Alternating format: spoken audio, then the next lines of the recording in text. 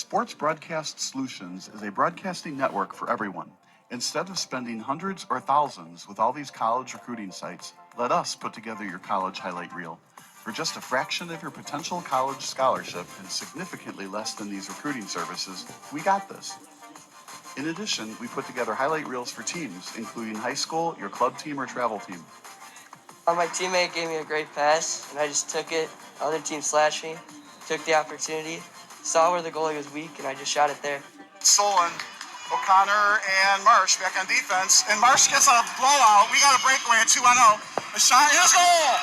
So, 3-3. The power play was officially over. Whatever your sports broadcast needs, check us out at sportsbroadcastsolutions.com. Check us out and become part of the digital world. Sports Broadcast Solutions is a broadcasting network for everyone.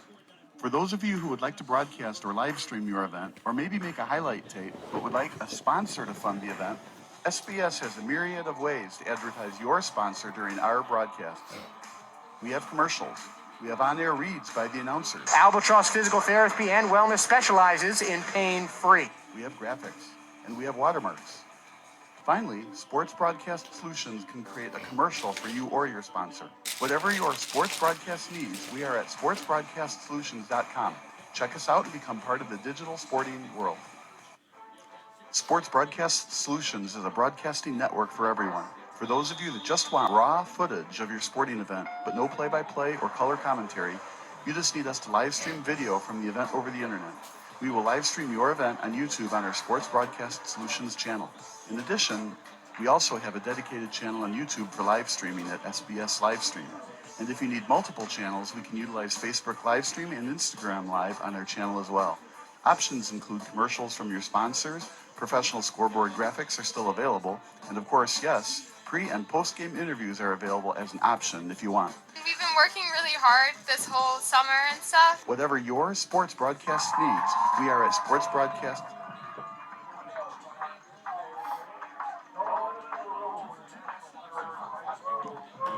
All right, welcome back. We are just about ready for kickoff of this Class 7A IHSA quarterfinal matchup here from Glenbard East High School. Once again, Matt Yezo alongside Ted Brom. Normal Community won the toss and chose to defer, so the home team, the Rams, are going to get the first opportunity here. And Ted, we just saw with all the pregame festivities, we got a great crowd on our hands here. What kind of advantage is that for Glenbard East?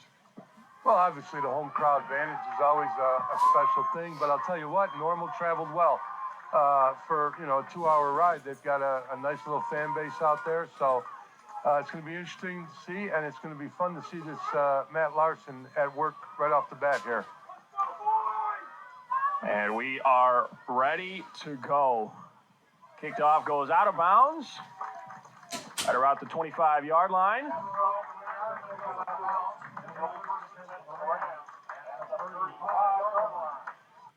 And we'll start things off at the 35-yard line. Two teams that haven't been here in a few years and have been hungry to get here, particularly for Normal Community. Their last game, they had a pregame sign that they ran through that said the drought ends tonight. Their first time in the quarterfinals since 2015. And for Glenbard East, this year, their first playoff win since the 2018 season. Number 10, quarterback Blake Salvino. Under center, hands off to Matt Larson. Couple-yard gain on the first snap. Normal did a nice job there. Got about 2 yards. Oh, they're going to give him a little more. They're going to give him about 4 yards on that play. And we mentioned Larson, the senior running back, absolutely carrying this offense to their win last week over Addison Trail. 4 touchdowns, 296 yards. Salvino, the quarterback, throwing just 5 passes on the night, but he throws one here to his man, Amonte Cook. He's going to make a nice move to the outside and gain a few yards. Went with the little screen pass. They had trips to the field side. Threw it, little screen. Maybe got back to the line of scrimmage.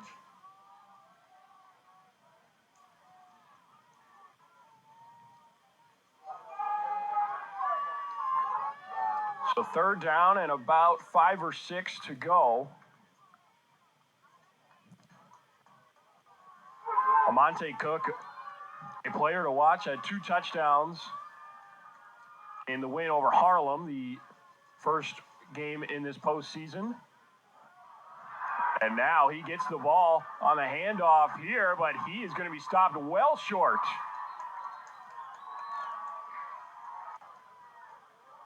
Tried a little trick play there, lined up 2-by-2 in a spread offense, motion, gave the handoff to the motion guy, and then it ended up being a reverse. But Normal's defense is staying sound. They're not getting fooled by a lot. They're shutting the run down. They're doing a good job. It's going to be a 3 and out for Glenbard East on their opening possession.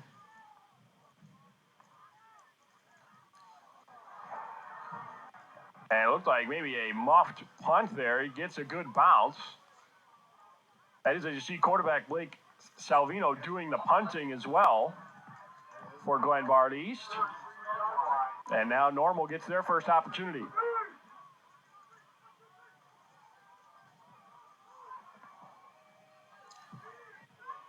Glenbard has their starting quarterback out on defense, which is something you don't see very often.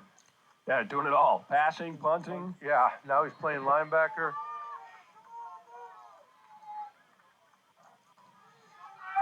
Certainly shows he's a tough quarterback who can get a few yards on a run. But now it's Normal's turn. You got starting quarterback Kyle Beatty, the junior.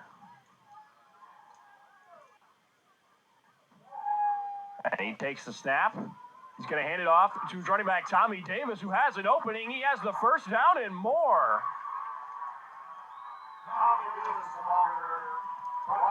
The senior running back, over 1,000 yards on the season, gets this drive started right for Normal.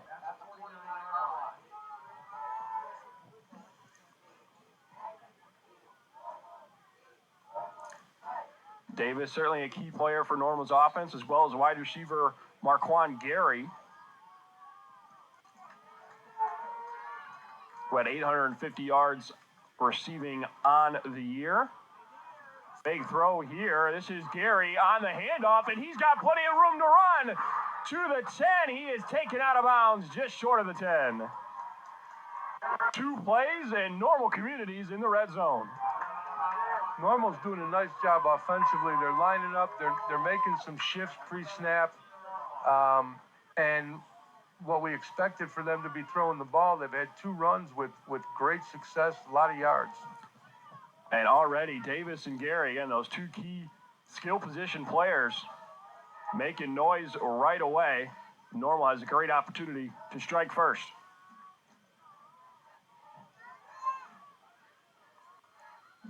Beatty takes the snap. Gary on the sweep once again. He's got a lane, but he's down just inside the 10.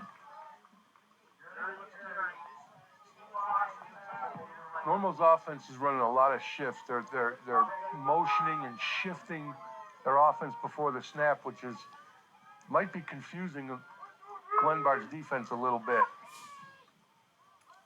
Talking to head coach Jason Drangwitz before the game. And that's what he said. His offense is up-tempo. They shift a lot. They move a lot. Certainly an exciting unit to watch. Beatty hands it off to Davis, and he's into the end zone. Normal Community strikes first.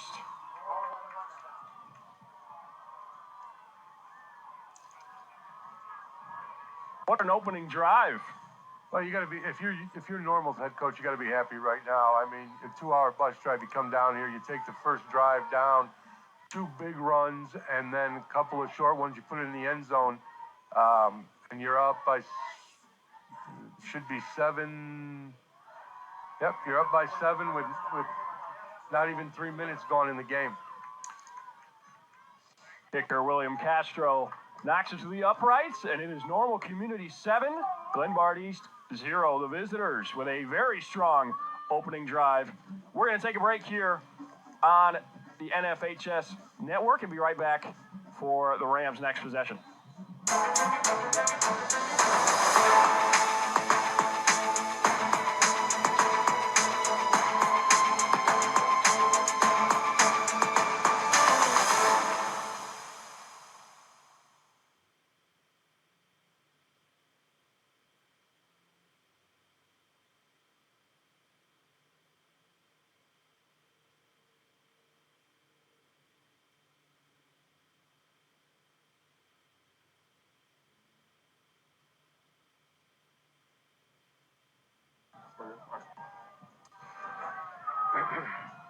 All right, Glenbard East ready to get back on offense.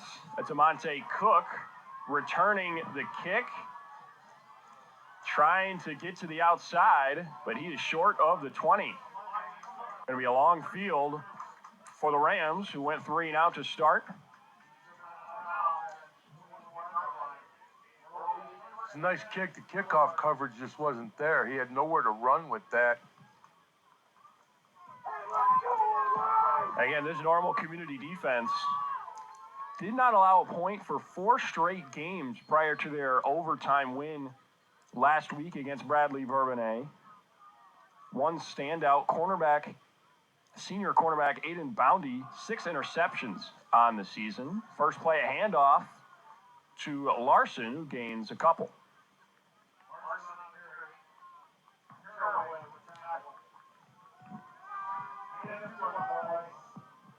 "20 sacks on the season for this normal defensive unit. 9 defensive touchdowns. And the Rams going to have to avoid the turnovers. A lot of fumbles for both sides in their game against Addison Trail, 4 for the Rams. But they are able to withstand it. Larson, another short run here, and quickly it is 3rd down. Normal's defense is shutting the run down, and that's exactly what they had to do. They knew that coming in, they had to shut down Larson, and they are doing a great job.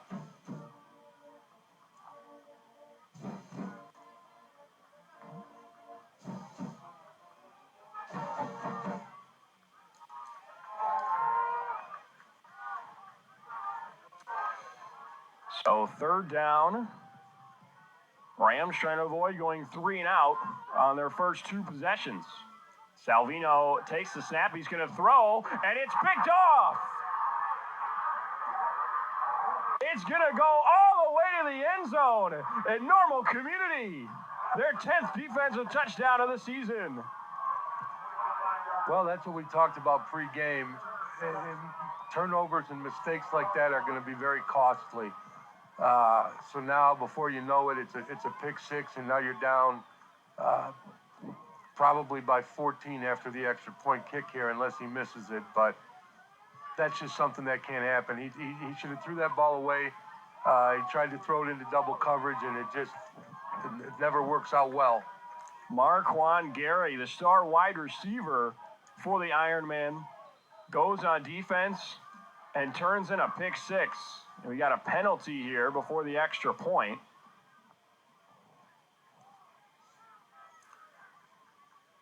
Looks like it was on Glenbard East. Penalty is declined.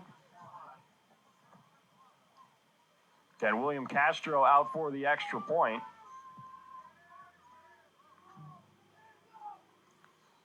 And he knocks it through the uprights. Once again, the visitors, the Ironmen, quickly up 14-0 over the Rams. And we'll keep it here. Ted, certainly a big blow right away to the home team in front of their fans. How do you want to see them try to respond? Well, I mean, they just got to shake that off and just come out and play their game. I mean, they have to go back to doing what they do best, running the ball. The offensive line has not been opening up the holes for Larson like they did all year long. So right now they need to get a little bit better blocking up front and get the ground game running. And just you can't look at the scoreboard right now. You just got to play from right now going forward, and eliminate the mistakes. We knew that was going to be what would hurt any team coming into this game. Castro back to kick off once again for the Ironmen. And we'll see if the Rams can bounce back. A very short squib kick goes out of bounds around the 36. Another penalty.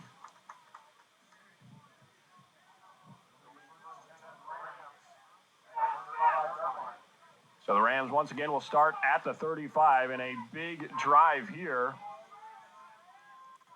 to bounce back from the early punches thrown by the Ironmen.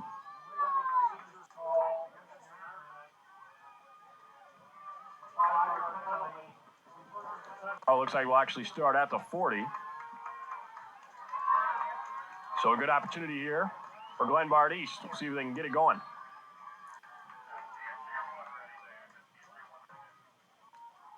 Salvino hands off to Larson. A move to the outside, just a couple yard gain once again.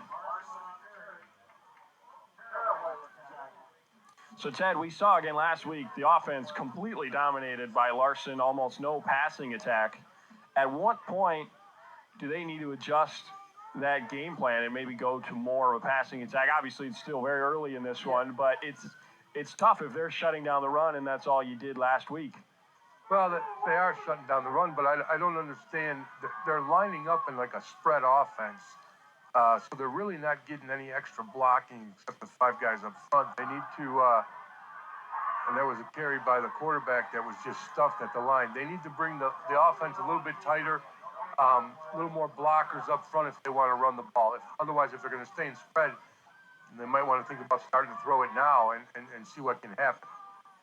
Now Salvino on the carry there, just nothing in front of him. I mean, you got to credit Normal's defense. They're playing a great game right now.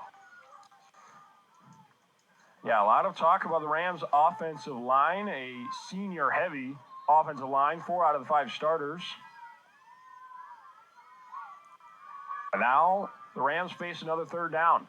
Have not picked up a first yet.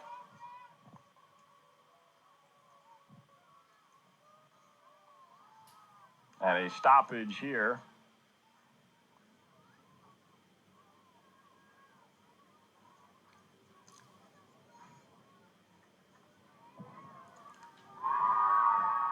Very big 3rd down and about 6 or 7 to go. Trying to get to the 50.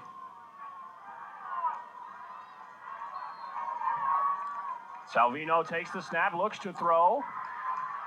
He's got Giavaggio Brusca. It looks like he got a first down. Yeah, it should be good enough for the first down there. A nice little swing pass. And they move the chains, first down of the game. So right now, their running game is ineffective. They may have to stick to the air game. That's senior wide receiver Gianbaggio Brusca, goes by Gio. Also had an interception last week. But a big first down there. And now Larson takes the handoff. He's got a little room to run. Gains about 4 or 5.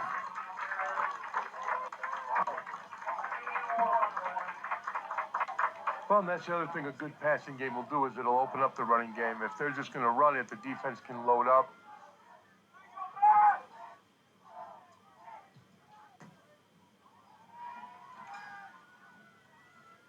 A little momentum here for Glenbard East.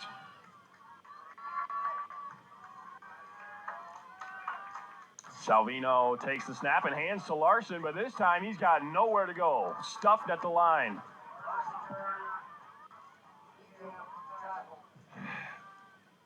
Yeah, with the formations Glenbard are lining up in, it's going to be hard to sustain a running game against Normal's defense. If they want to run the ball, they're going to have to come to a more traditional pro set formation.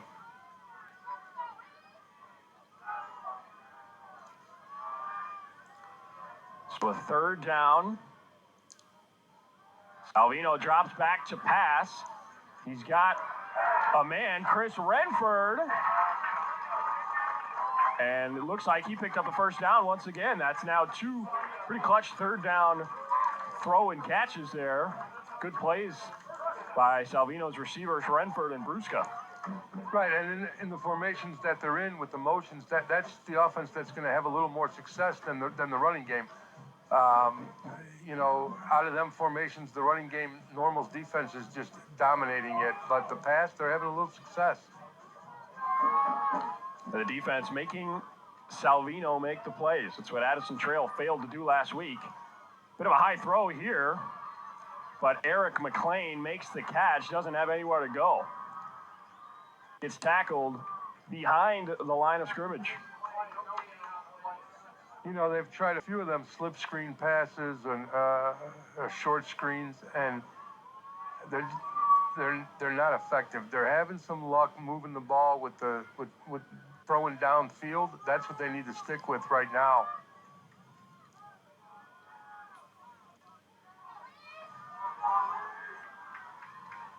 So now second down. And they go back to the ground. Larson finds a hole and plows through the defender for a first down. There's the first big run from Matt Larson. That was a great run. I mean, that's what he's been doing all year, and he finally gets the chance to break one out here and get some positive yards. So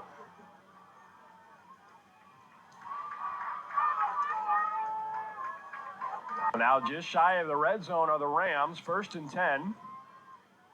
See if they go to Larson once again. He takes it going to the outside. Not much room to run there.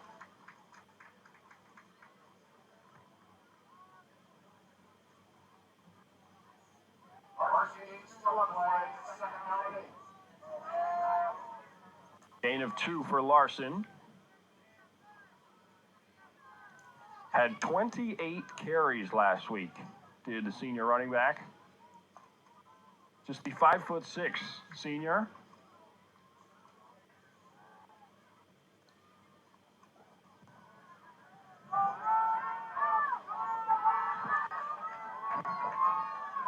It's home crowd looking for something to cheer about.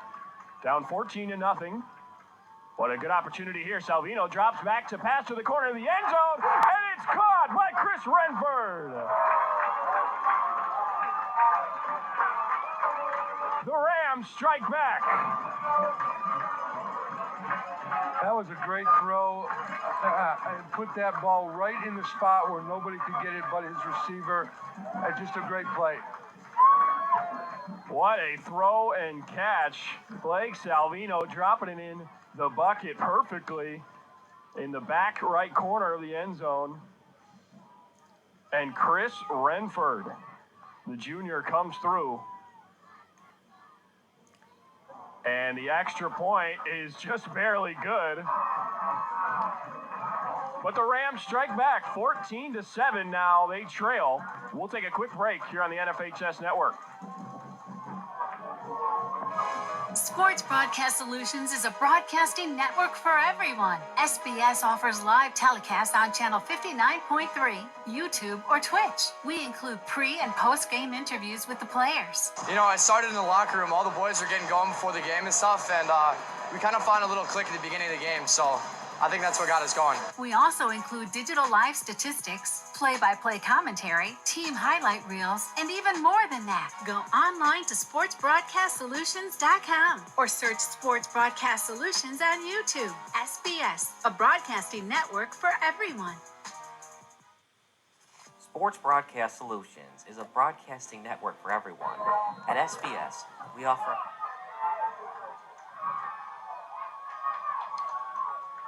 A huge touchdown drive for the Rams. Glenbard East now trails 14-7. A lot of action early in this first quarter. 3:15 to go in this opening quarter. A short kickoff here is fumbled. The Rams with an opportunity. And it looks like Normal Community will keep possession, but a scare there. Yeah, you can't have them kind of mistakes. That would have been a huge turnover if they didn't jump back on the ball. So now the Ironmen get another chance on offense. Again, a very quick drive, about 4 plays. They scored a touchdown on their first drive, and then they got a pick 6 on defense, so just their second opportunity of the day. Now with a long field to go. Starting shy of the 20-yard line. Kyle Beatty back to take the snap. Hands off to Tommy Davis. And a good opening run, gains a few yards.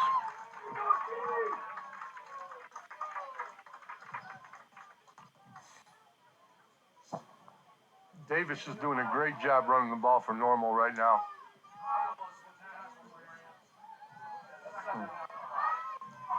Davis a threat on both sides. Again, over 1,000 rushing yards, 22 touchdowns, but also 138 receiving yards on the year. Do it all kind of back. Beatty now drops back to pass, and it's incomplete. Looking for number 33, Dexter Nijkamp there. A starting defensive lineman, also a tight end for this squad. But now the Ironmen face their first third down of the day. Beatty alone in the backfield. Takes the snap and looks to run. And he's not going to get there. The Rams defense steps up, and it's a 3-and-out for the Ironmen. Yeah, that was a great series by Glenbard's defense. Normal's offense didn't run as many shifts as they did the first series, so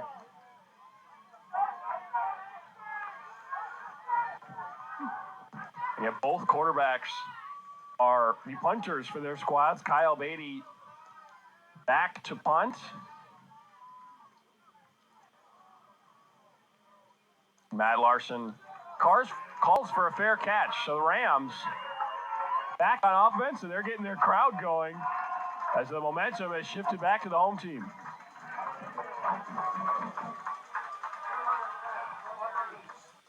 well, it'll be interesting to see if Glenbard's offense can get a second drive in a row, some positive yardage, and maybe tie this game up. 1:49 to go in this first quarter, 14-7. Ironmen lead. And this Rams drive will start right at midfield.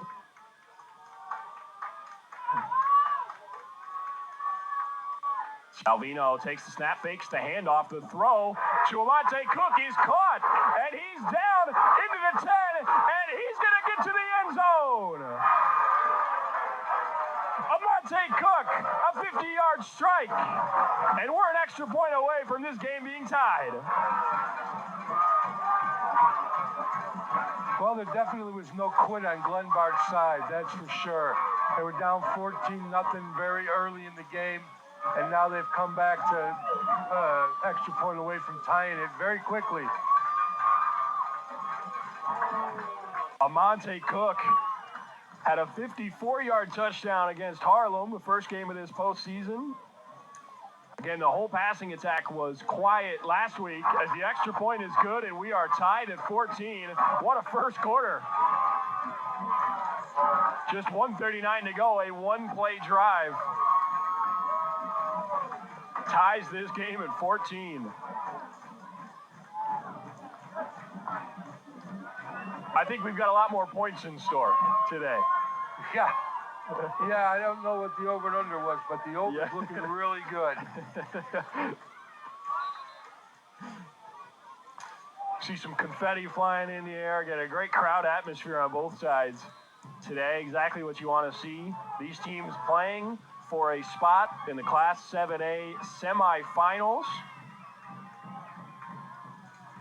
We'll play the winner of Lincoln Way West and Downers Grove North, the 12 and 13 seeds, respectively, in 7A. And the Ironmen trying to keep their undefeated season going. Glenbard East coming in with just one loss. And Normal will get another opportunity as we have a brand new ball game. This kick is very short, kept in bounds. A little beyond the 30-yard line. Both teams' kickoffs have been very short. We haven't seen a deep kick yet. A lot of them are going out of bounds, which are causing penalties. So we need to kind of tighten up the kicking game on both sides.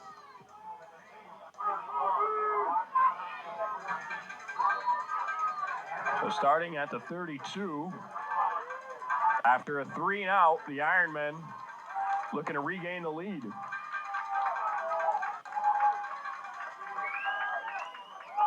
Kyle Beatty takes the snap, looks to throw, and that one is caught by Tommy Davis, the running back.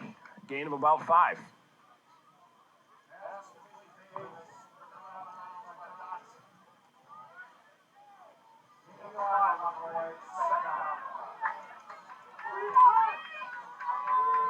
Dual threat running back, certainly not easy to defend.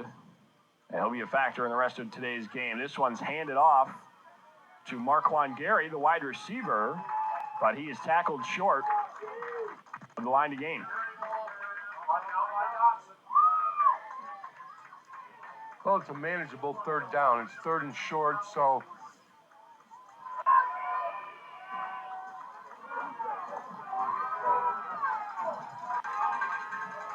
Third and short to go. Well, the Ironmen go 3 and out, 2 possessions in a row. And we might have it offsides here. Good hard count by quarterback Kyle Beatty, and that's going to move the chains. them are exactly the kind of mental mistakes you can't have at this stage of the season. I mean, you got to watch the ball when you're on defense. You can't be listening for the hard count. You got to watch the ball. So that's a costly 5 yards. Gives them a first down, extends the drive. Normal gets to reset here. Beatty alone in the backfield on 1st and 10. Back to pass, throws it deep here, and that's going to be incomplete. Looking for Gary. Got a one-on-one matchup there. And it looked like Kwame Stanton, the senior cornerback, covering Gary. A tough assignment. Well, and the receiver stopped running. He turned around. Ball was overthrown, but I think if he would have kept running, he may have had a shot for that ball.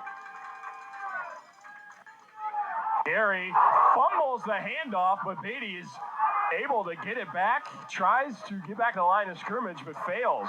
Could have been a lot worse for Normal Community, but it looks like we have a flag here as well.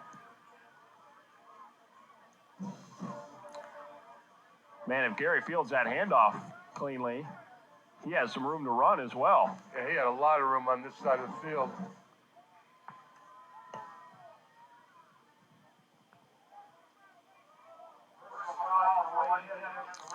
And the Rams defense is going to get charged with a late hit penalty. And again, another costly mistake, allowing this drive to roll along for the Ironmen.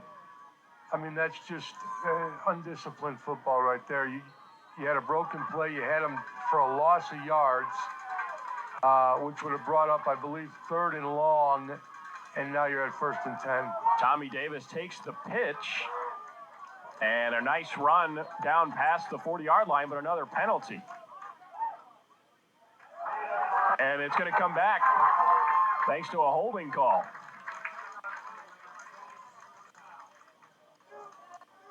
So now it's the Rams defense that gets a little bit of a break thanks to a penalty. I believe that's the first of the day on the Ironman.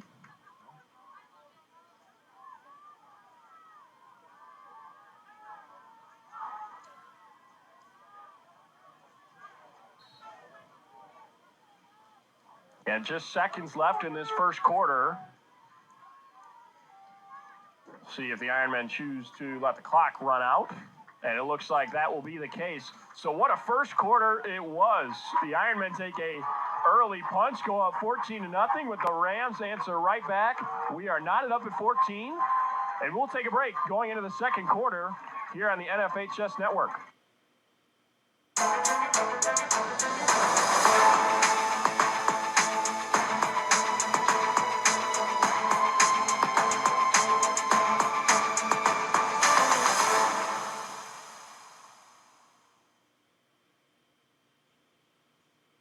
Sure, my family loves me.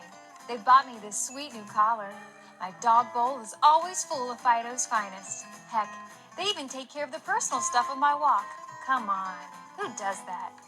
But what really sealed the deal for me was when they installed a security system from Forest Security.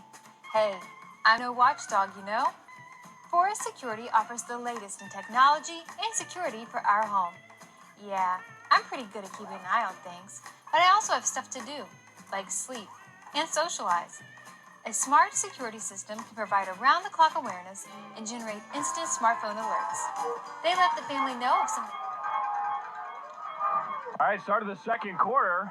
Rams fans making plenty of noise here. A handoff to Tommy Davis. He's got some room to run, but he gets stopped just past the 50-yard line.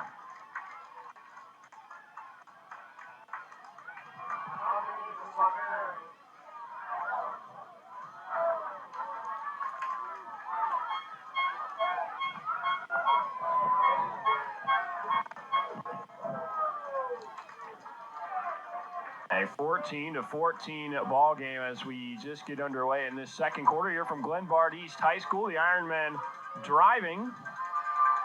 Second down and 14 to go. A handoff to Davis, trying to get to the outside, and he'll only gain about 3.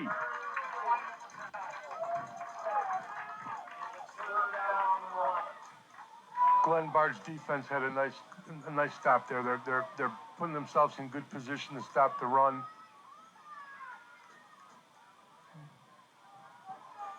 They're slowing down Normal's offense. It's not as high tempo as it was, and they're not shifting as much, which I don't understand why. Third down and 11. Kyle Beatty takes the snap, and that play was going nowhere. No, that's another loss. Now that brings up 4th and long. Kwame Stanton, the quarterback, once again on the tackle. He does the seatbelt locking in. A couple of great plays from the senior corner, and the Ironmen are once again going to have to punt. You know, one thing Jason Drangwitz, the Ironman head coach, mentioned is that the Rams corners tackle very well, and we've seen that a few times. As Larson fields the ball, looks like Rams drive will start at about the 17-yard line, so a long field to go. Yeah, he called for a fair catch on that, and then after he caught it and saw nobody was there, he tried to run it. So that's not going to work. Can't do that.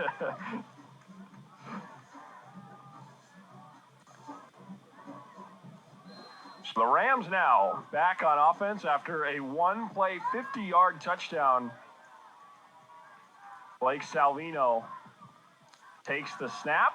His throw goes back to Cook once again, looking for an opening, and he makes a nice move, but this one's going to be called back. Oh, man. Cook had an opportunity to take that one to the house once again. The speed on number 5 is outstanding, but a penalty. Penalty on the Rams offense is going to bring this drive back even further. That's the third penalty that has hurt drives for Glenbard in the last 2 drives. I mean, they've got to get a little more discipline and stop the unnecessary penalties. 10-14 to go in this second quarter.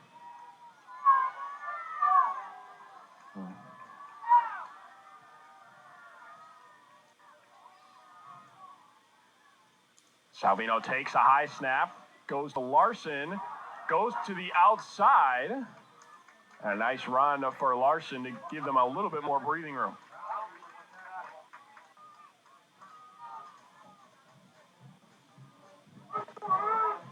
But again, this is the spot where you really worry about, the turnovers that we've seen from Glenbard East. Get 1 pick 6 today, and last week 4 fumbles as well as an interception. Can't have that happen here. No, the turnovers are just hurting them, and the penalties, losing the yards, it's just not working, and they're not putting themselves in a good formation to run the ball. So second down here at about 15 yards. Another high snap. Salvino looks to throw deep, and there's nobody in the area.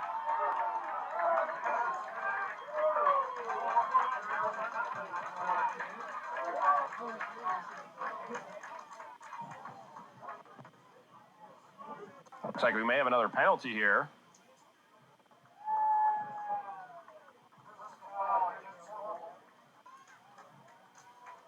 Looks like it was a holding penalty. Personal foul against Normal. So the Rams get a break there on offense. The penalties have become a factor early in this first half.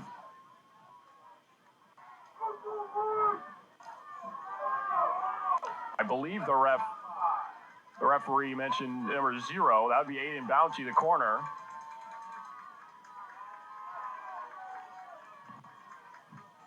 So now a second down and 5. The handoff goes to Larson. He's got room to run. The 40, the 30, the 20. 1 man to beat, and he is down inside the red zone. What a run from Matt Larson. That was a great run, and I'll tell you, if he would have started to angle toward the side, he may have gotten it in. But credit to Normal's number 2, Anton Castle, for catching that and saving the touchdown. A great play to save the touchdown. Certainly looked like Larson with his speed was gone there. Yeah, but he no kept quit. running straight. I think if he would have just cut toward the pylon, he might have been able to get in, but we have a timeout. there's an injury. Yes, we do have a Rams player down way back to the 20-yard line. So we'll take a quick injury timeout here on the IHSA network and get back with the Rams in the red zone. Sports Broadcast Solutions is a broadcasting network for everyone. SBS offers live telecasts on channel 59.3, YouTube, or Twitch. We include pre- and post-game interviews with the players. You know, I started in the locker room. All the boys were getting going before the game and stuff, and we kind of found a little click at the beginning of the game, so I think that's what got us going. We also include digital live statistics, play-by-play commentary, team highlight reels, and even more than that. Go online to sportsbroadcastsolutions.com or search Sports Broadcast Solutions on YouTube. SBS, a broadcasting network for everyone. Sports Broadcast Solutions is a broadcasting network for everyone. At SBS, we offer a professional broadcasting experience for the non-professional athlete. Just like the pros, we offer everything for you. Play-by-play commentary. A no-hitter at Kane County Stadium. 15 strikeouts, 1 walk, 1 error, and that's it. Color commentary, highlight reels, recruiting videos, and much, much more. Unlike our competitors, we zoom in on the action and always have a live scoreboard with a live time code. If you're ready to have your next sporting event feel like CBS Sports, then make sure to call Sports Broadcast Solutions today. Our phone number is 330-957-7653, or you can go online to sportsbroadcastsolutions.com. SBS, a broadcasting network for everyone. Missing your child's sporting event just plain stinks. But you don't have to worry about that anymore, thanks to Sports Broadcast Solutions. SBS is a live broadcasting network, as well as covering your on-demand needs, recruiting videos, highlight reels, and much, much more. We can broadcast live to any website, and we also post as much on-demand content as you need. For more information about SBS, check out our website at sportsbroadcastsolutions.com. Sports Broadcast Solutions, a broadcasting network for everyone. Sports Broadcast Solutions is a broadcasting network for everyone. Let SBS broadcast your sporting event. We have experience and can generate excitement and permanent digital memories for your team. Tonight. That time, finally a goal for the Stampede. We have professional videographers using high-definition modern-day cameras, color analysts, and play-by-play announcers with state-of-the-art, classy graphical scoreboards to keep you updated. Plus, we have commercials to advertise your team, club, or sponsor, and us. Plus, we do pregame and postgame interviews. Hi, everybody, and welcome to the Postgame Show brought to you by Marion Central Catholic. My name's Kyle Smith. Well, my name doesn't matter. These young ladies matter. It's senior night as the Hurricanes win a battle down the stretch, 48-46. Hi, I'm Carrie Kramer. I swim 50 breast, 50 free, and 100 back. Whatever your sports broadcast needs, we are at sportsbroadcastsolutions.com. Check us out and become part of the digital sporting world. Sports Broadcast Solutions is a broadcasting network for everyone.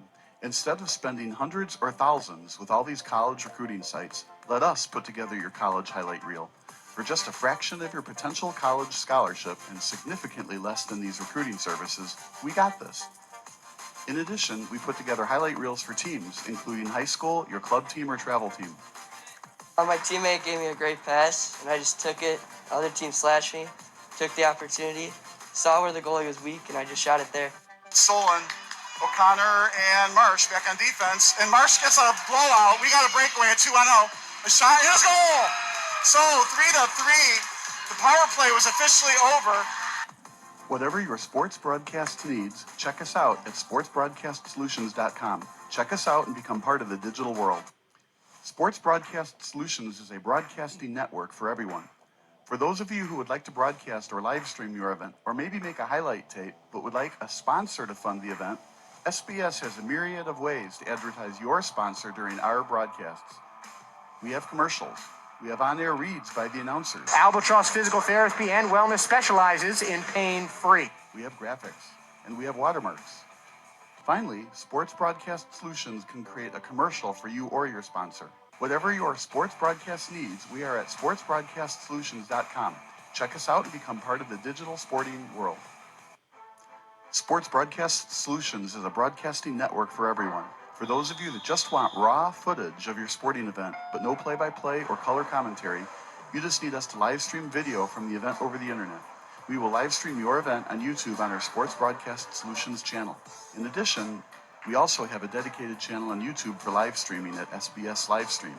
And if you need multiple channels, we can utilize Facebook Livestream and Instagram Live on our channel as well. Options include commercials from your sponsors, professional scoreboard graphics are still available, and of course, yes, pre- and post-game interviews are available as an option if you want. We've been working really hard this whole summer and stuff. Whatever your sports broadcast needs, we are at sportsbroadcastsolutions.com. Check us out and become part of the digital sporting world.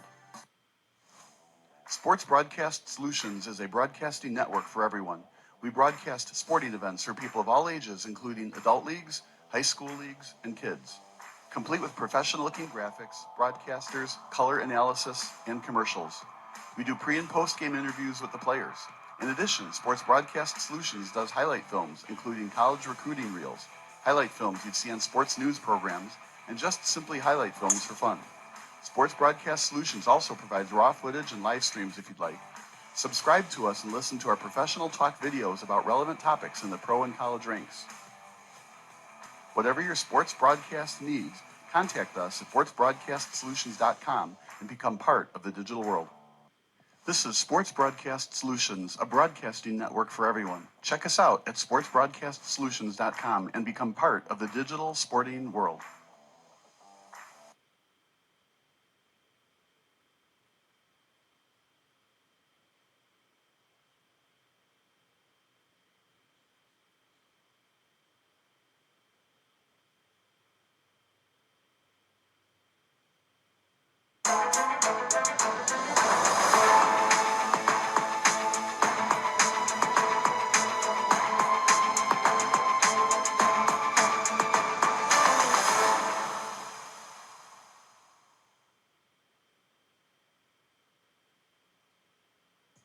Are you looking for some good food after a Fenwick football game?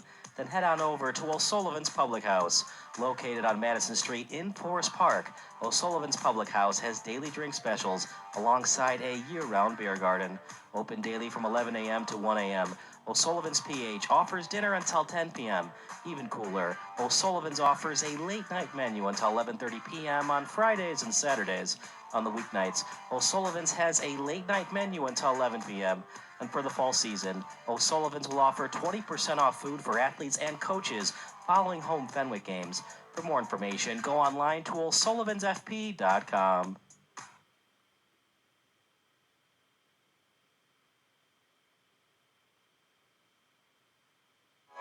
Sports Broadcast Solutions is a broadcasting network for everyone. SBS offers live telecasts on channel 59.3, YouTube, or Twitch. We include pre- and post-game interviews with the players. You know, I started in the locker room. All the boys were getting going before the game and stuff, and we kind of found a little click at the beginning of the game. So I think that's what got us going. We also include digital live statistics, play-by-play commentary, team highlight reels, and even more than that. Go online to sportsbroadcastsolutions.com or search Sports Broadcast Solutions on YouTube. SBS, a broadcasting network for everyone.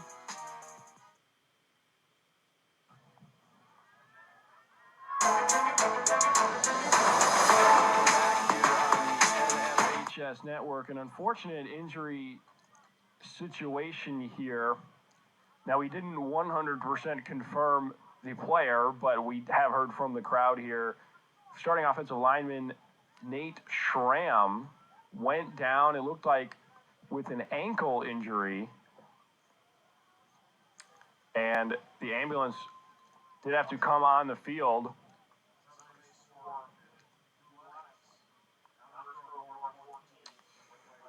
So a very unfortunate injury here for the Rams, a complete stoppage of play here at Glenbard East High School. A 14-14 game here with 9 minutes left to go in the second quarter, and both teams are going to stretch it out a little bit after the break. Everybody kneeling down, and the ambulance now exiting the field of play. And Ted, we didn't actually see the injury. Of course, a very long run for Matt Larson, and then we look back to around the 20-yard line where the play started and an offensive lineman down. Yeah, I mean, you hate to see when that happens, but, in that situation, could have been, ankle could have got rolled up on by a defensive lineman. You never know, but we wish him obviously the best. Hope he does well, and again, you hate to see that happen, but it is part of the game, unfortunately. A senior offensive lineman playing, and of course, a huge game, and his teammates all rallying around him as he exited the field.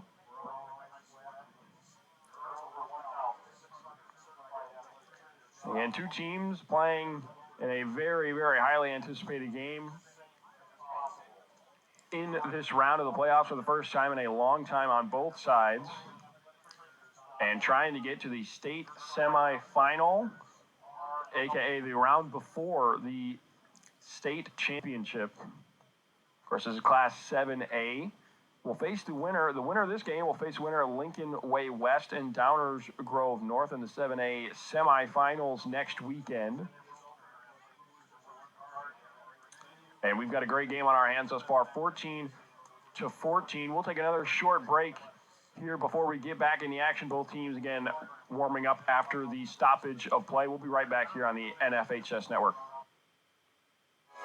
Sports Broadcast Solutions is a broadcasting network for everyone. SBS offers live telecasts on channel 59.3, YouTube, or Twitch. We include pre- and post-game interviews with the players. I started in the locker room. All the boys were getting going before the game and stuff, and we kind of found a little click at the beginning of the game, so I think that's what got us going. We also include digital live statistics, play-by-play commentary, team highlight reels, and even more than that. Go online to sportsbroadcastsolutions.com or search Sports Broadcast Solutions on YouTube. SBS, a broadcasting network for everyone.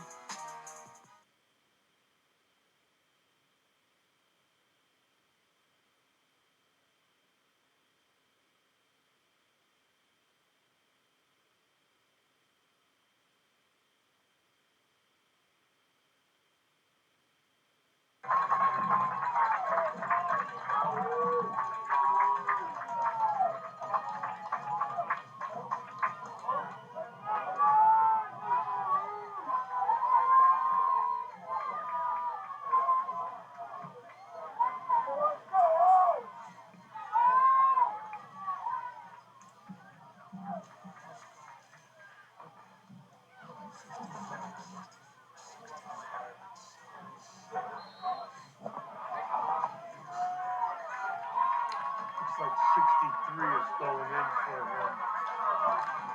All right, we're back, and right away after a long run from Matt Larson, the last play before the stoppage, got him all the way into the red zone. Blake Salvino takes the snap, the throw to Amante Cook is caught. Quite the catch from Cook, but he's going to be tackled short. Nice one-handed grab. He almost dropped that, so that was a good pull-in.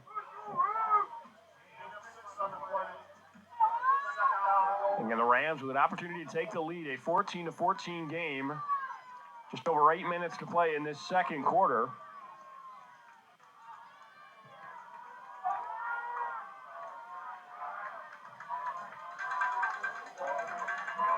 Second down and 4 to go.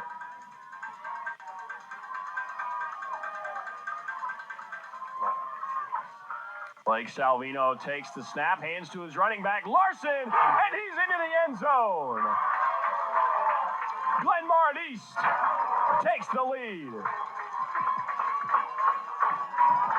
That was a nice call. I mean, Larson got the edge over there, and he was just gone. He got speed.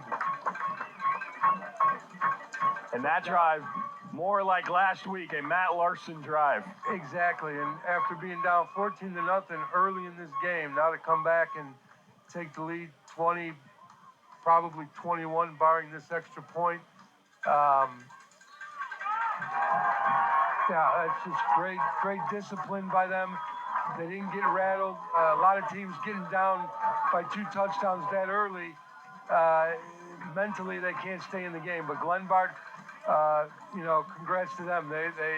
They fought back. They didn't let that adversity hinder them, and now they're up by a touchdown. So.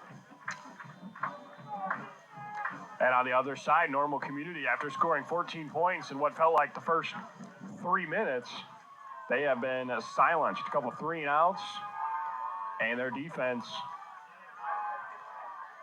struggling a bit more when they were dominant the first couple of possessions.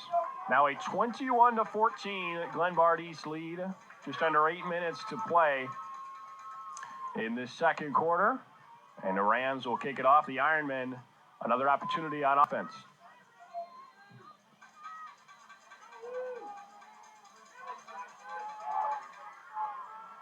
Marquand Gary back to return the kick.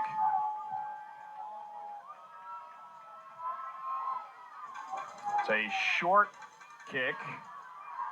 Once again, a good return. And the Ironmen be near the 40 to start their drive. Yeah, again, the kicking game on both sides has given the other teams good field position to start with. So.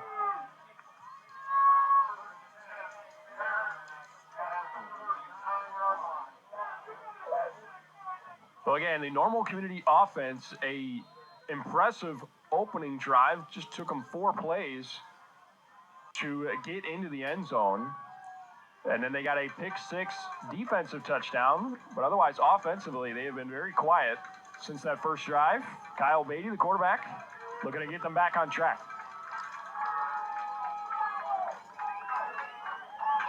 It's got Tommy Davis with him in the backfield. He's had a busy day already. He gets the handoff here, but nowhere to run. Good tackle there by Augustus Winkler, the senior linebacker. Yeah, and give credit to Glenbard's defense. They were ready for that run right up the middle. He tried to bounce it out after the middle was tough, but they still didn't give him any room to run. So now 2nd and 7. Fakes the handoff to Davis, looks to throw it deep, and it is well short of Gary, who had some room to run there, but the throw not close with double coverage as well. Yeah, no, if he would have been able to get that ball, that his receiver was in stride and would have been gone for a touchdown. But he underthrew that so much, he's lucky that wasn't a pick. So now 3rd and 7, the Ironmen will face. After a pretty good call on 2nd down, goes short. Beatty takes the snap, rolls to his left, looking to throw once again. Gary's back once again, and he can't reel it in. The refs having a discussion, to the Rams fans' dismay, and it's ruled incomplete. 4th down. Well, that's another 3-and-out for Normal, and basically, I mean, an underthrown ball is a mental mistake. I'm sure they haven't had a lot of that all year long, but the little details are hurting them right now. They need to get back to the focused football they had on that first drive. And not a bad strategy. A couple of shots to Marquand Gary there on a long second down, a long third down, but it results in a punt. Kyle Beatty back to punt. And it's a good one, sending Matt Larson back for a fair catch. At about the 22, the Rams will start their drive. Just under 7 minutes to play now in this second quarter. And the momentum remains with Glenbard East.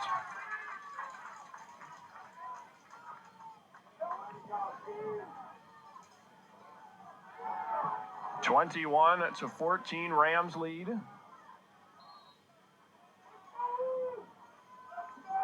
And the Rams will get an opportunity for a multi-score lead.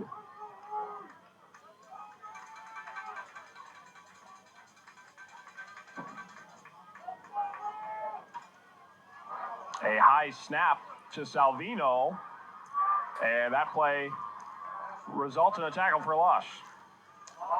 Another screen pass. These offensive coordinators love that screen pass, and I got to tell you, more times than not, they never go anywhere.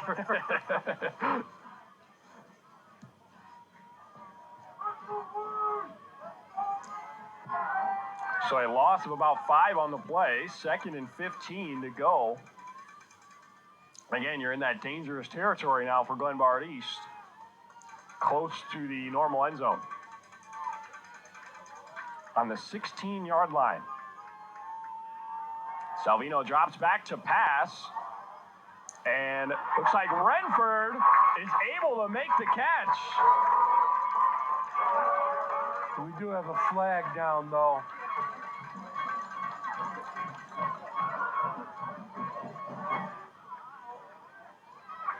We'll see what the penalty is here. And it's on the offense. That play will come back. Wow, that is a tough blow for Glenbard East. A great play from Renford. Would have had him at midfield. Well, that's another penalty that's bringing a positive yardage drive back to a big negative. When you're already at 2nd and 15. Yeah, it's half the distance. I mean, that's a chop block that's unacceptable at this time of the season.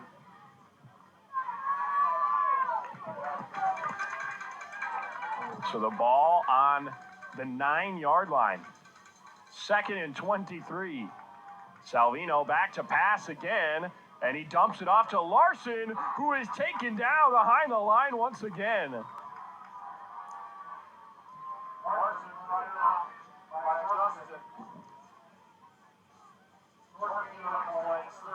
Brady Ogston, I believe they announced, made the tackle.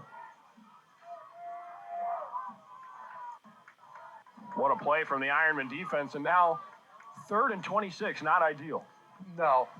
Right now they should be thinking just to give a little bit of positive yards to give their punter some room so he's not kicking out of the end zone.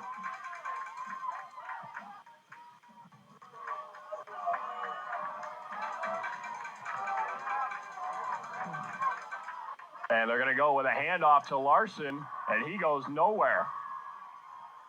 What a stand there from the Ironman defense, helped by a couple of penalties. But now the Rams in a tough position. Yeah, that was a good defensive stand, but like you said, there were numerous Glenbard penalties that helped them, and them are just unacceptable at this point in the season. So Salvino now back to punt in the back of the end zone. Not much room to work with. And, risky there, but this is a short punt. And it's taken down at about the 35-yard line. A very short field to work with.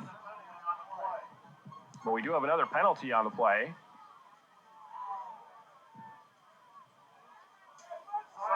Oh, a sideline warning.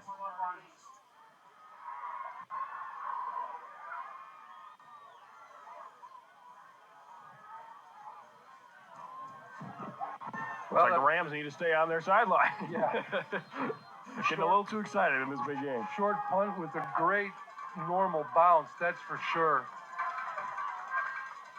So Kyle Beatty back. He hands off to Tommy Davis, who has room to run. He's got a first down.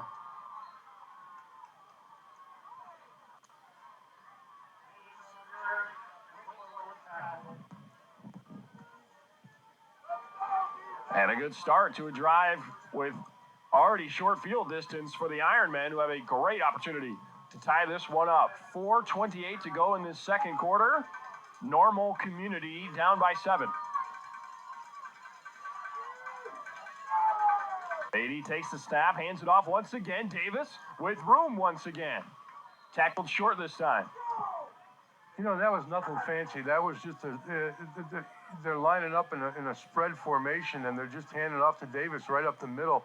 So, you know, right now you're looking at it as Normal's offensive line is beating Glenbard's defensive line on this series right now, getting good yardage right up the middle.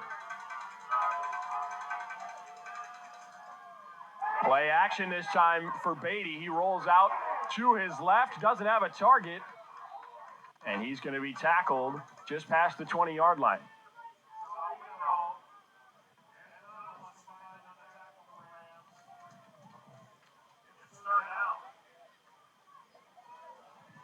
So now a third down, and they list 3 to go for the Ironmen. Certainly would be a tough blow to not put a touchdown on the board here and tie this game.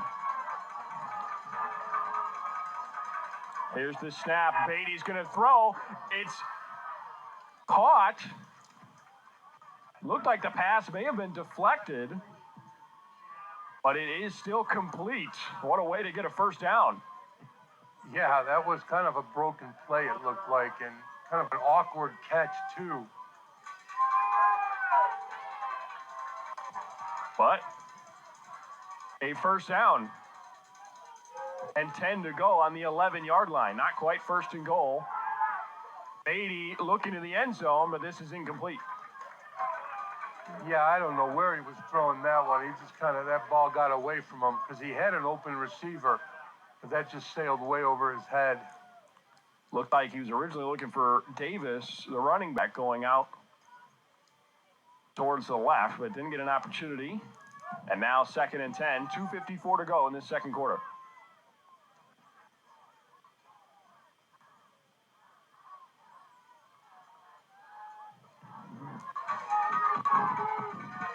See if the Rams defense can come up with a red zone stand.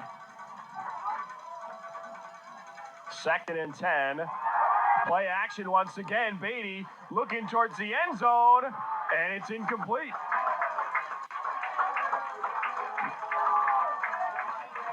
Well, I'll tell you, that was a good throw. It went to the corner in the end zone. Floated it up for Dexter Nykamp there, the 6'4" tight end. Not a bad idea in the red zone. And I'll tell you, that could have gone pass interference on both sides because I think the receiver was pushing off a little bit. The defender wasn't looking at the ball, and he was all over him. So I think they both got away with one there, but it was a good throw. He had the right idea. It just didn't get there. We are shaking here on the Rams side of the bleachers. 3rd down and 10, looking for a red zone stop. And this play is called dead.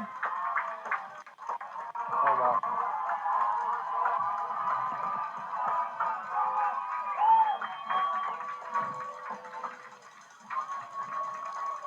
So a timeout before a very key 3rd down.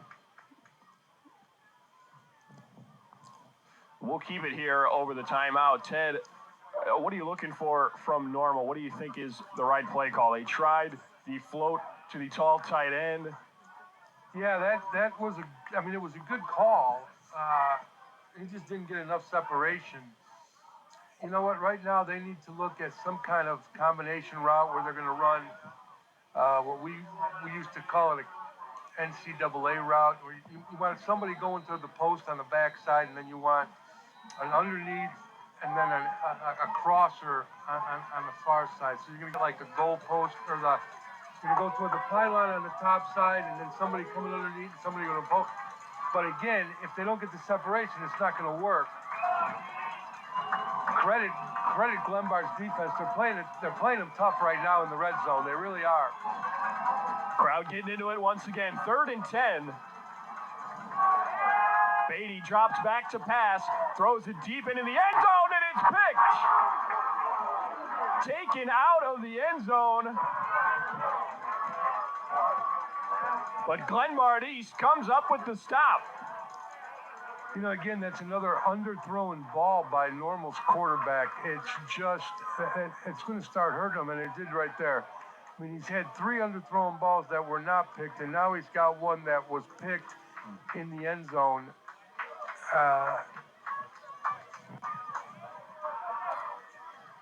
A crucial turnover. The Ironmen gifted incredible field position, their shortest of the day.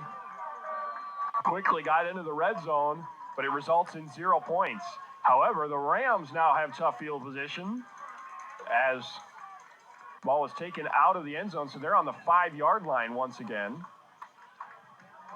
And now they get a false start to take even a few more yards off that. Wow. These penalties, I would be the speech at halftime in the locker room for both coaches to eliminate penalties. Especially in a game at this stage. Yeah, I mean, there's a lot. Obviously, everything's on the line. It's a win or go home. And you've played very well to get to this point. Now it's just a lot of little mental mistakes. So 1st and 12, it's a handoff to Larson, and that's a good run to give him some breathing room.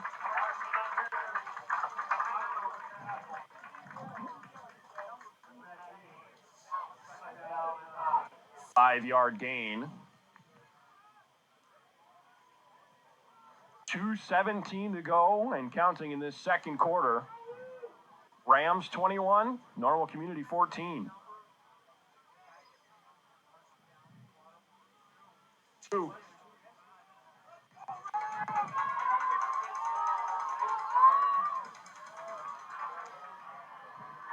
So 2nd down and 8.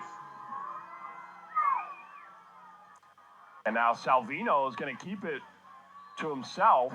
It's the second time they've done the QB run, and neither have worked. No, yeah, they're not getting positive yards on that. That might be chalked up right with the screen pass. In the same category? Yeah, I mean, that might want to lose them 2 playbook pages right there. Take the screen pass playbook out. Take the QB run up the middle out, and let's try and get something that... So now another tough situation for Glenbard East on offense. 3rd down and 6 on their own 10-yard line. Trying to avoid giving Normal great field position once again. 1:08 to go in this second quarter, and it's going to be a jet sweep handoff to Amante Cook.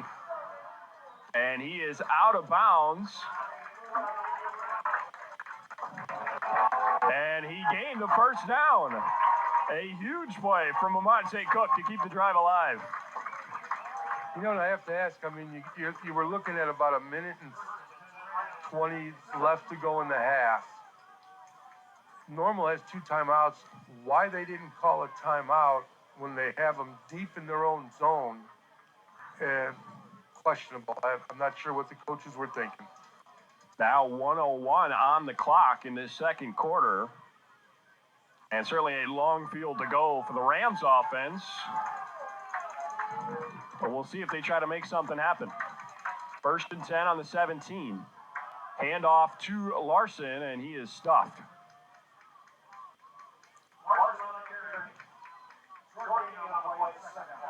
And they may be content with letting the clock run out. Yeah, if I was Glenbard, exactly what I would do. Let the clock run out and go. Again, not sure why Normal's not. I mean, you can't save them 2 timeouts for next half. So I'm not quite sure why they're letting them hang there, but maybe they're ready to go in and just regroup. I'm not sure. So now 2nd down and 9. Just over 20 seconds to play. Now Salvino drops back to pass. Redford makes the catch, and his defender falls down. Redford to the 20, the 10. He is into the end zone.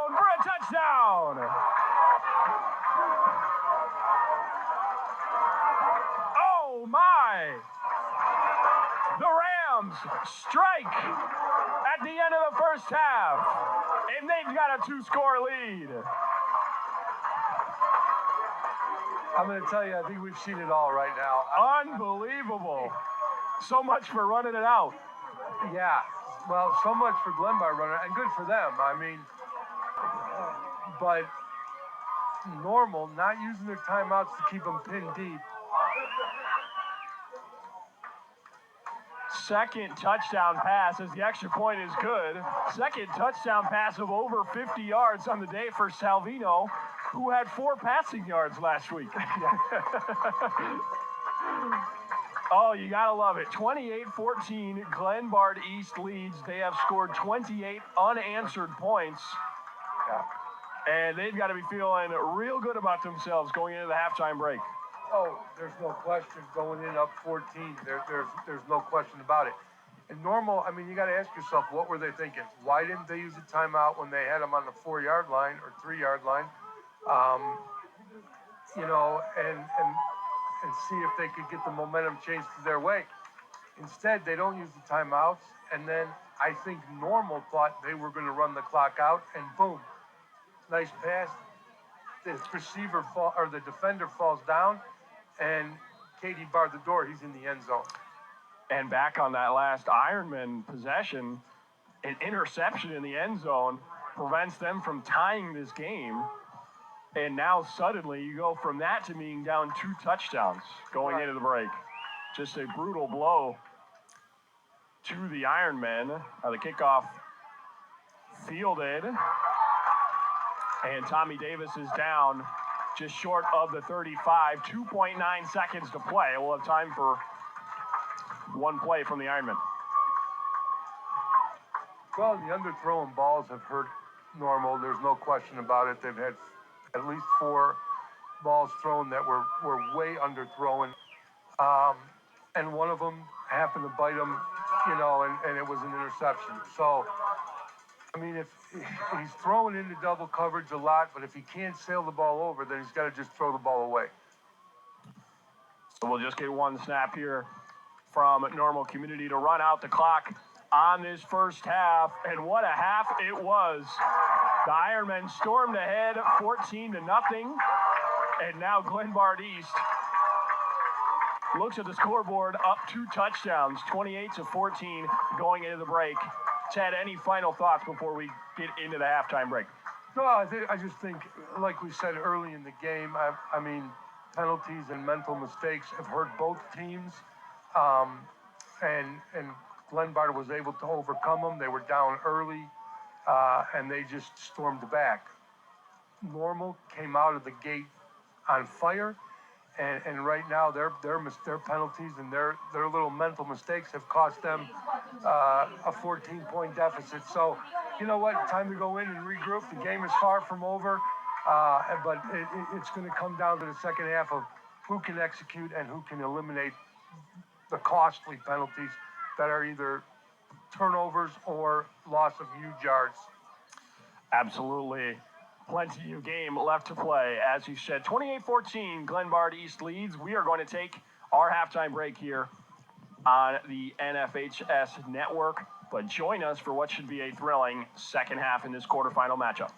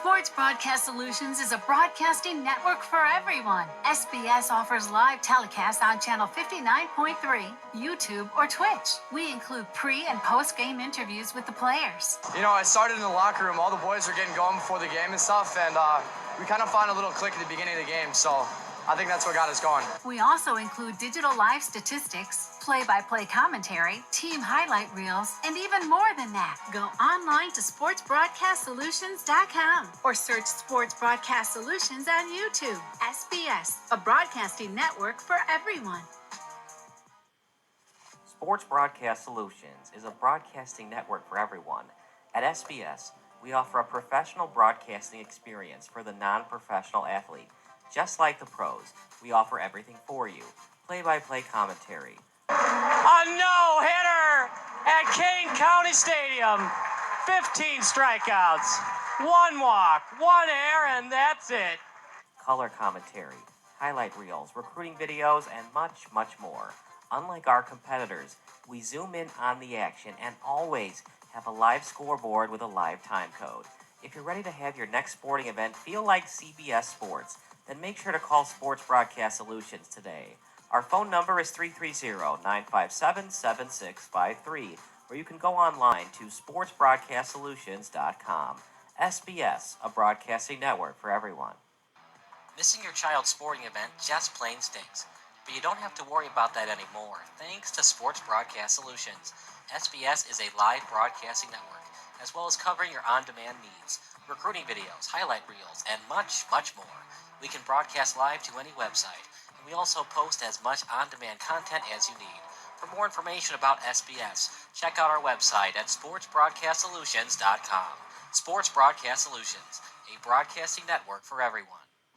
Sports Broadcast Solutions is a broadcasting network for everyone. Let SBS broadcast your sporting event. We have experience and can generate excitement and permanent digital memories for your team. Tonight. That time, finally a goal for the Stampede! We have professional videographers using high-definition modern-day cameras, color analysts, and play-by-play announcers with state-of-the-art, classy graphical scoreboards to keep you updated. Plus, we have commercials to advertise your team, club, or sponsor, and us. Plus, we do pregame and postgame interviews. Hi, everybody, and welcome to the Postgame Show brought to you by Marion Central Catholic. My name's Kyle Smith. But my name doesn't matter. These young ladies matter. It's senior night as the Hurricanes win a battle down the stretch, 48-46. Hi, I'm Carrie Kramer. I swim 50 breast, 50 free, and 100 back. Whatever your sports broadcast needs, we are at sportsbroadcastsolutions.com. Check us out and become part of the digital sporting world. Sports Broadcast Solutions is a broadcasting network for everyone. Instead of spending hundreds or thousands with all these college recruiting sites, let us put together your college highlight reel. For just a fraction of your potential college scholarship and significantly less than these recruiting services, we got this. In addition, we put together highlight reels for teams, including high school, your club team, or travel team. My teammate gave me a great pass, and I just took it. The other team slashed me, took the opportunity, saw where the goalie was weak, and I just shot it there. Solon, O'Connor, and Marsh back on defense. And Marsh gets a blowout. We got a breakaway at 2-0. A shot, and a goal! So, 3-3. The power play was officially over. Whatever your sports broadcast needs, check us out at sportsbroadcastsolutions.com. Check us out and become part of the digital world. Sports Broadcast Solutions is a broadcasting network for everyone. For those of you who would like to broadcast or live stream your event, or maybe make a highlight tape, but would like a sponsor to fund the event, SBS has a myriad of ways to advertise your sponsor during our broadcasts. We have commercials. We have on-air reads by the announcers. Albatross Physical Therapy and Wellness specializes in pain-free. We have graphics, and we have watermarks. Finally, Sports Broadcast Solutions can create a commercial for you or your sponsor. Whatever your sports broadcast needs, we are at sportsbroadcastsolutions.com. Check us out and become part of the digital sporting world. Sports Broadcast Solutions is a broadcasting network for everyone. For those of you that just want raw footage of your sporting event, but no play-by-play or color commentary, you just need us to live stream video from the event over the internet. We will live stream your event on YouTube on our Sports Broadcast Solutions channel. In addition, we also have a dedicated channel on YouTube for live streaming at SBS Livestream. And if you need multiple channels, we can utilize Facebook Livestream and Instagram Live on our channel as well. Options include commercials from your sponsors, professional scoreboard graphics are still available, and of course, yes, pre- and post-game interviews are available as an option if you want. We've been working really hard this whole summer and stuff. Whatever your sports broadcast needs, we are at sportsbroadcastsolutions.com. Check us out and become part of the digital sporting world. Sports Broadcast Solutions is a broadcasting network for everyone. We broadcast sporting events for people of all ages, including adult leagues, high school leagues, and kids. Complete with professional-looking graphics, broadcasters, color analysis, and commercials. We do pre- and post-game interviews with the players. In addition, Sports Broadcast Solutions does highlight films, including college recruiting reels, highlight films you'd see on sports news programs, and just simply highlight films for fun. Sports Broadcast Solutions also provides raw footage and live streams if you'd like. Subscribe to us and listen to our professional talk videos about relevant topics in the pro and college ranks. Whatever your sports broadcast needs, contact us at sportsbroadcastsolutions.com and become part of the digital world. This is Sports Broadcast Solutions, a broadcasting network for everyone. Check us out at sportsbroadcastsolutions.com and become part of the digital sporting world.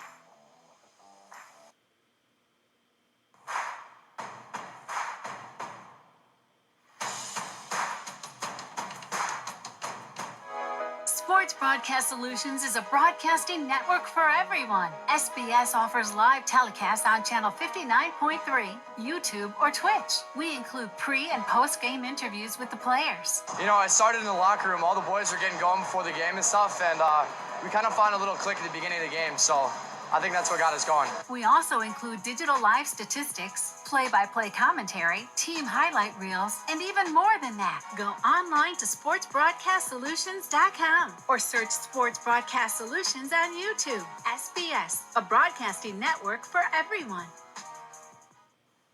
Sports Broadcast Solutions is a broadcasting network for everyone. At SBS, we offer a professional broadcasting experience for the non-professional athlete. Just like the pros, we offer everything for you. Play-by-play commentary. A no-hitter at Kane County Stadium.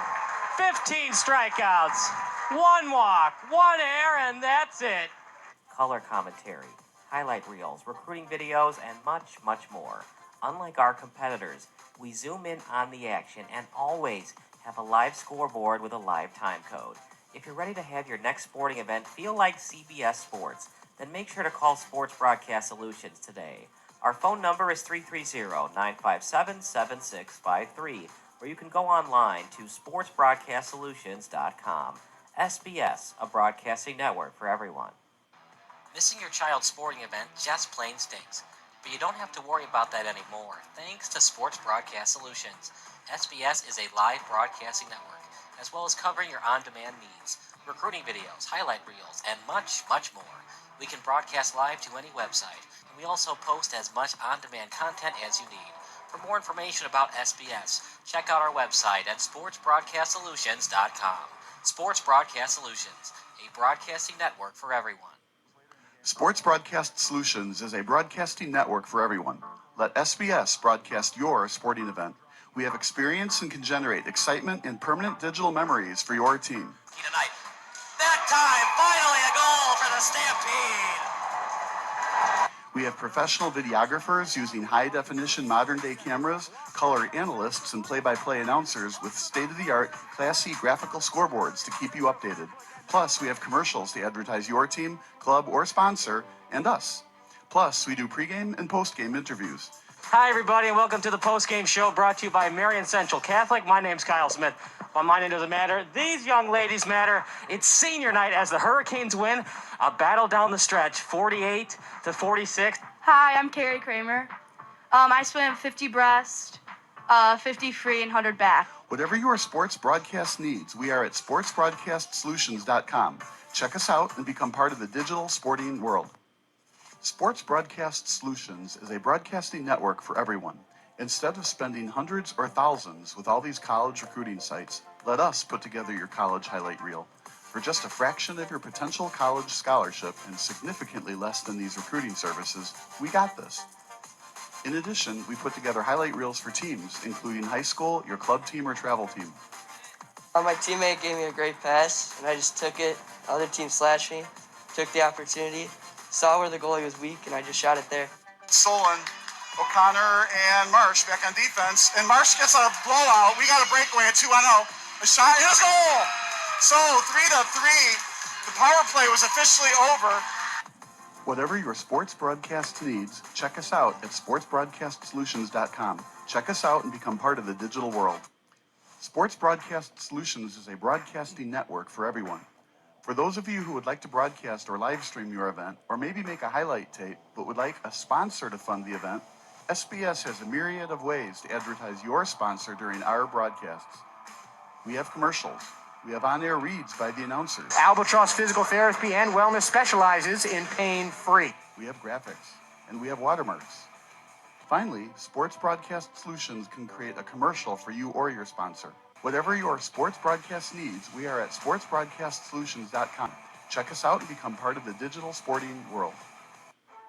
Sports Broadcast Solutions is a broadcasting network for everyone. For those of you that just want raw footage of your sporting event, but no play-by-play or color commentary, you just need us to live stream video from the event over the internet. We will live stream your event on YouTube on our Sports Broadcast Solutions channel. In addition, we also have a dedicated channel on YouTube for live streaming at SBS Livestream. And if you need multiple channels, we can utilize Facebook Livestream and Instagram Live on our channel as well. Options include commercials from your sponsors, professional scoreboard graphics are still available, and of course, yes, pre- and post-game interviews are available as an option if you want. We've been working really hard this whole summer and stuff. Whatever your sports broadcast needs, we are at sportsbroadcastsolutions.com. Check us out and become part of the digital sporting world. Sports Broadcast Solutions is a broadcasting network for everyone. We broadcast sporting events for people of all ages, including adult leagues, high school leagues, and kids. Complete with professional-looking graphics, broadcasters, color analysis, and commercials. We do pre- and post-game interviews with the players. In addition, Sports Broadcast Solutions does highlight films, including college recruiting reels, highlight films you'd see on sports news programs, and just simply highlight films for fun. Sports Broadcast Solutions also provides raw footage and live streams if you'd like. Subscribe to us and listen to our professional talk videos about relevant topics in the pro and college ranks. Whatever your sports broadcast needs, contact us at sportsbroadcastsolutions.com and become part of the digital world. This is Sports Broadcast Solutions, a broadcasting network for everyone. Check us out at sportsbroadcastsolutions.com and become part of the digital sporting world.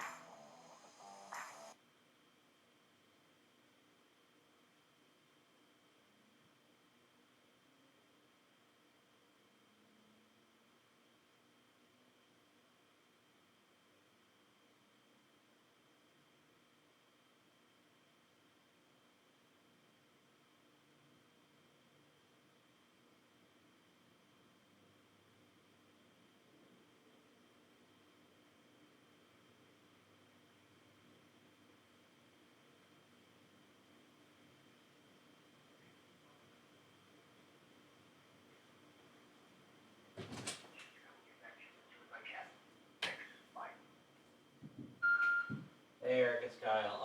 I talked to NFHS and he understood. I can't believe he did, but he understood. So yeah. So if you're free Saturday, well, I know you have free before 4 o'clock. But you can see what means that. But yeah. And then I'll let you know. I think I'll still do the hockey game, but I'll prefer to do a 1 o'clock game. You know, just drive around to do the hockey game.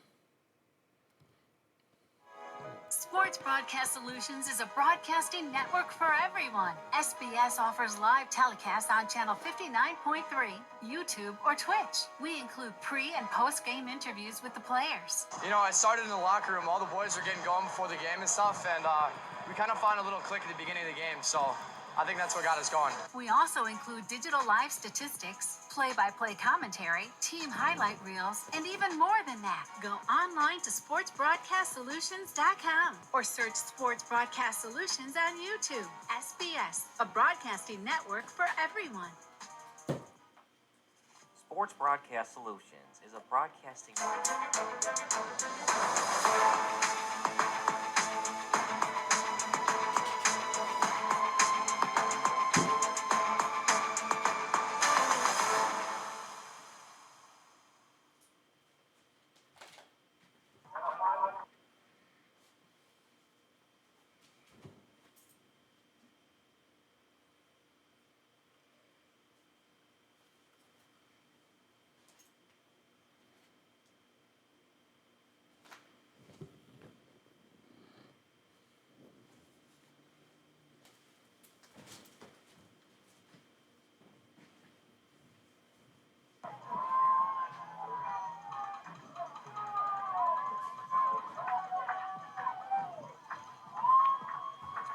And welcome back to this IHSA quarterfinal matchup here at Glenbard East between the Rams and the Normal Community Ironmen. It is a 28-14 Rams advantage after scoring 28 unanswered points. However, Normal Community, after winning the toss, they will get the ball to start this second half. Another short kick. It hits off the helmet of number 23, Craig Bennett III, but he's able to recover it, and the Ironman will have solid position to start this drive in the second half. Yeah, another short kickoff. I'm not sure if they're trying to keep it away from the deep men on purpose or if it's just something that they've done all year long. I'm not sure, but either way, it's giving the other team great field position. Mark Wangari, an electric returner, of course, the star wide receiver. Yeah, hasn't had much opportunity today.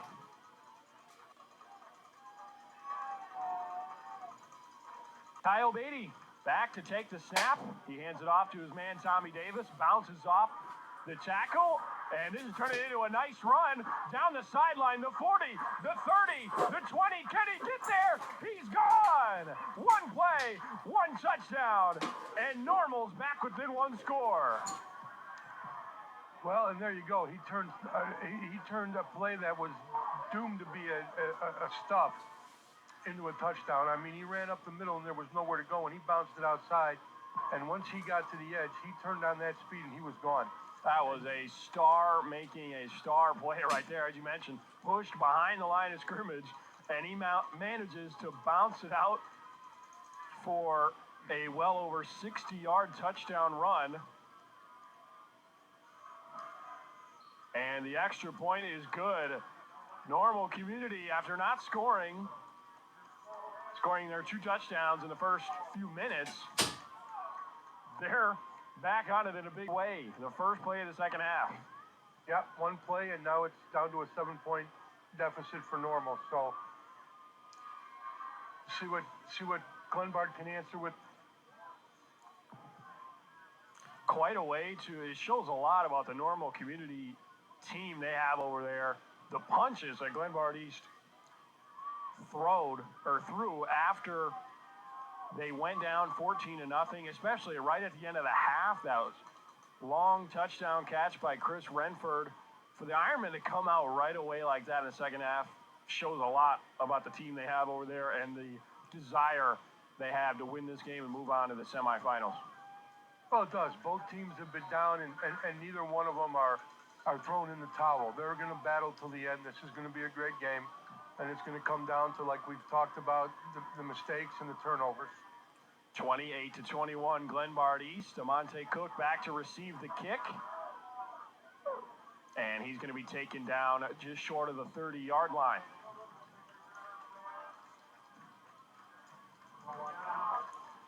So we'll see if maybe the star running back will respond. And a great running back matchup in this one for those who like the ground games. Tommy Davis and Matt Larson. We'll see if Larson, who had a good day, 1 touchdown after his 4-touchdown performance last week. We'll see if they lean to the ground game as well. Blake Salvino back to take the snap.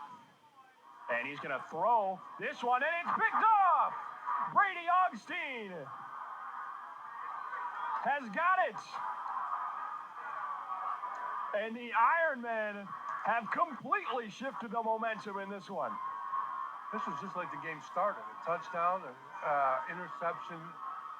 In the first half, it was an interception for a touchdown, but, you know, now they got an interception. They got the ball on Glenbard's 28-yard line.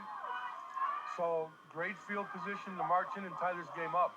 How quickly the tides turn in a game with these kind of stakes.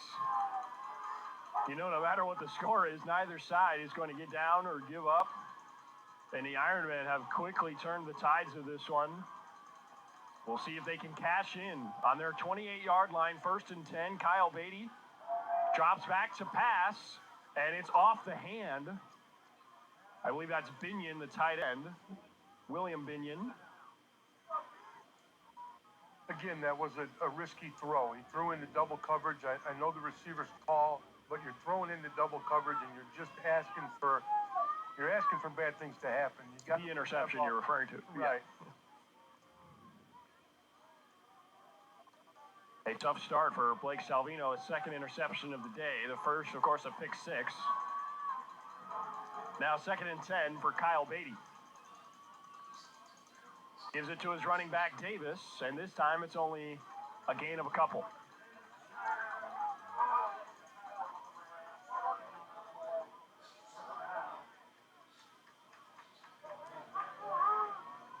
So now a big 3rd down and listed as 6 coming up.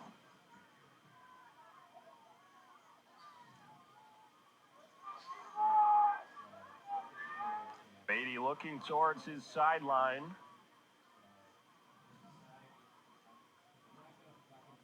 The Ironmen have had other opportunities in the red zone and have come up short. They're just short of the red zone now.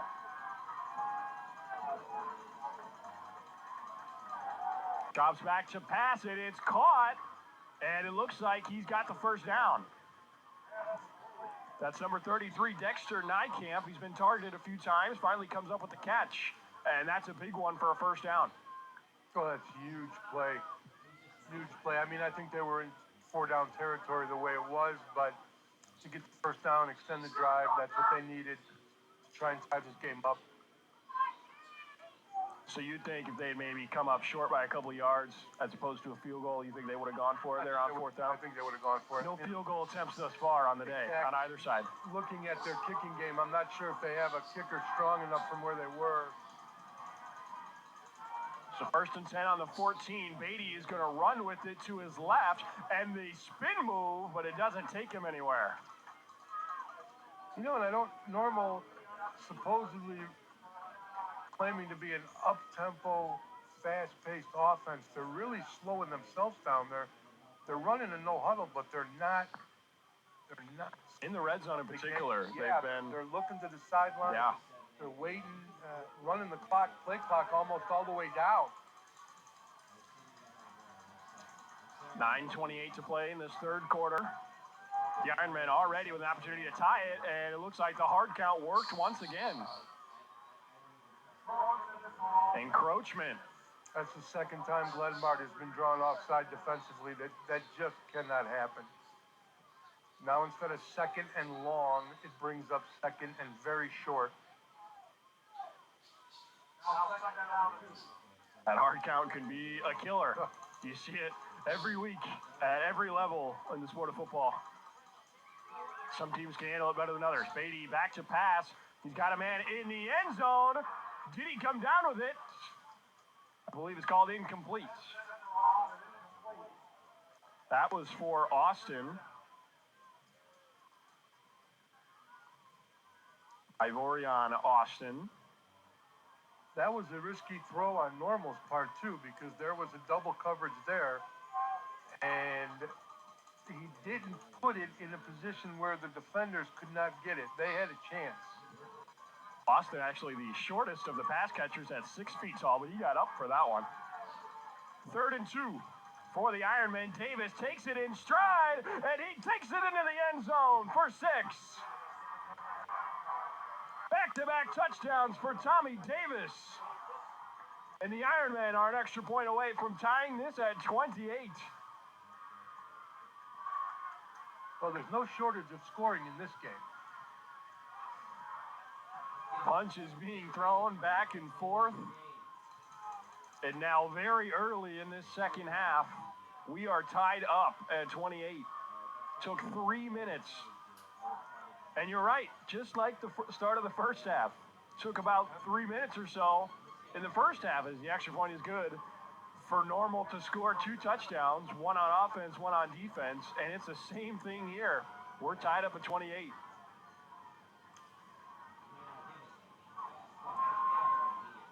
Now the key is to see if Normal can continue the success.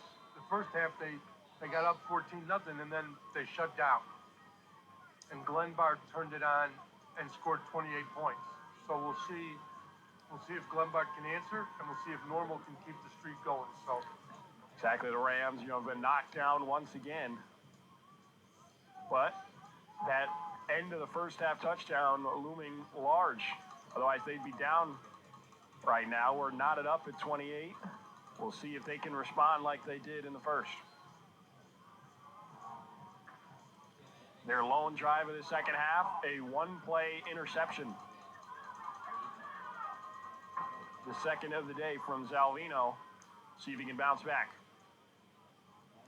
Cook gets the kickoff at around the 10. Looking for blockers.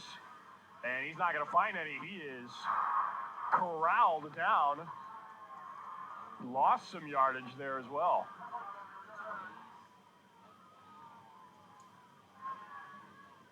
yeah, the kickoff coverage there there was none. I mean, he was on his own from the beginning and just had nowhere to go. So they're giving him forward progress stopped at the 20, which is good for Glenbard. Otherwise, they would have been looking at starting on their own 12. So they've had a few of those drives now. They've started real close. They have. To their end zone, but on the 20 here, 1st and 10, 8:52 to play in the third. See how Salvino bounces back. He hands off to his running back Larson, and a solid gain up the middle.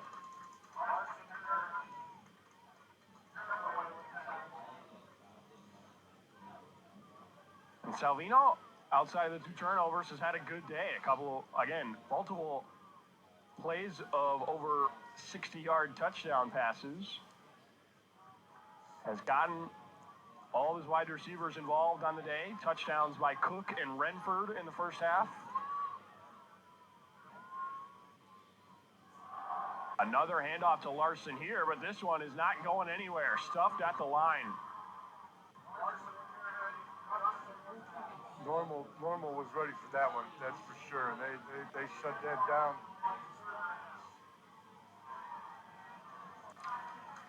And now we've got a 3rd and 5.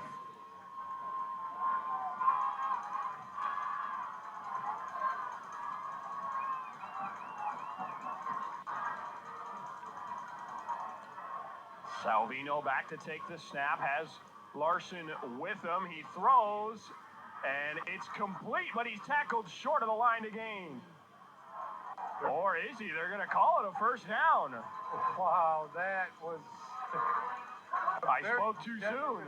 Spot by the referee, I will tell you that. I think the normal fans are a bit stunned. I mean, from my angle right now, it looked like he was just a bit shy, but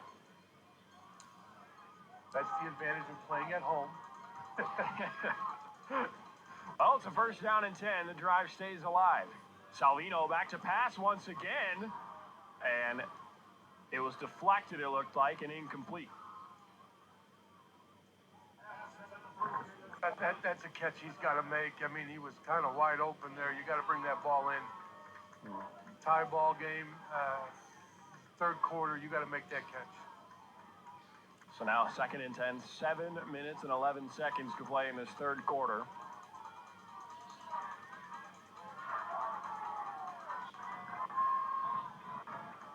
Ball on the 30-yard line. A handoff to Larson here. Not quite a 5-yard gain there. It'll be 3rd and 7.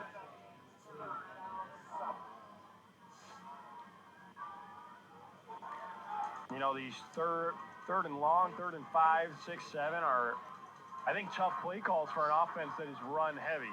It's certainly not an easy call to run the ball in those. No question. I mean, you want to be down to 3rd and short so you can do what you do best. Now they're forcing the throw, and wow, a huge sack from Dexter Nykamp. Salvino rolled out to his left, and Nykamp was all over it. That was just a breakdown on the offensive line blocking scheme right there. They allowed him to come in virtually untouched, and Savina had nowhere to go. I mean, they were all over him right away. So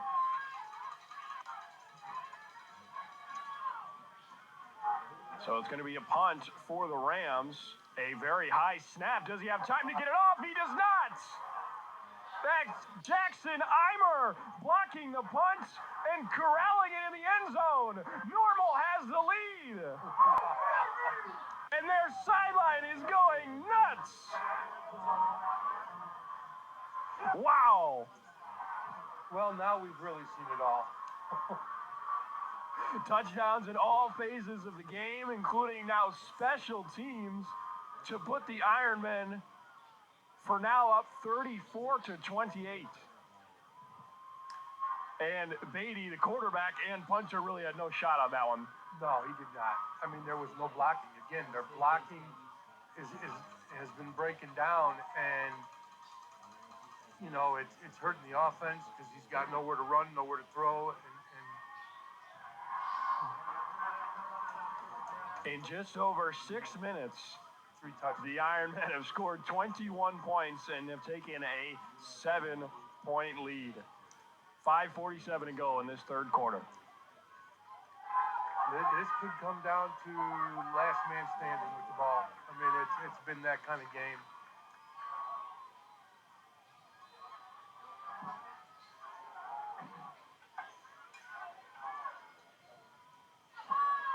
A big answer and response from Normal Community to start this second half.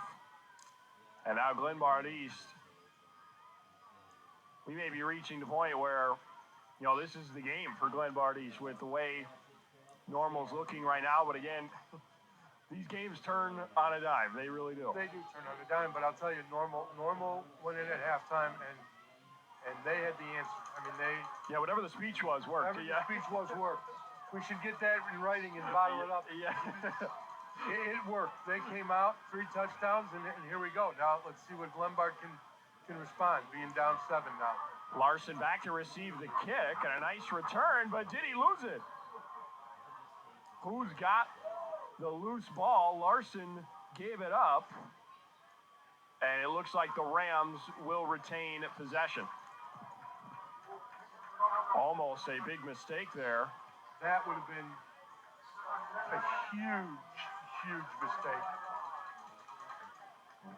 So now Glenbard East has to really settle down here. They have, in the blink of an eye, seen their lead go for naught. They now trail by 7. And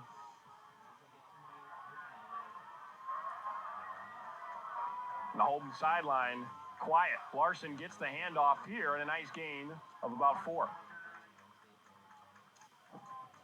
I mean, he's small, but he's very elusive, and for his size, he is a strong runner. He really is. He keeps his feet moving. 5'6", 165, Matt Larson. See if he gets it again here on 2nd and 7. He does get the handoff, but he's got nowhere to go. Stuffed at the line. You know, and again, let's not forget that they're missing a starting offensive lineman who got injured and was taken off. So you're playing with a backup at one position. But whatever they did throughout the year to have great blocking to allow Larson to get that many yards, they're not having that success tonight against Normal. Their blocking is not where it should be. Looked like Isaiah Grief on the tackle there. Salvino once again is going to take this to his right, but throw it to his left. And there's an opening here. That is a first down for Gio Brusca.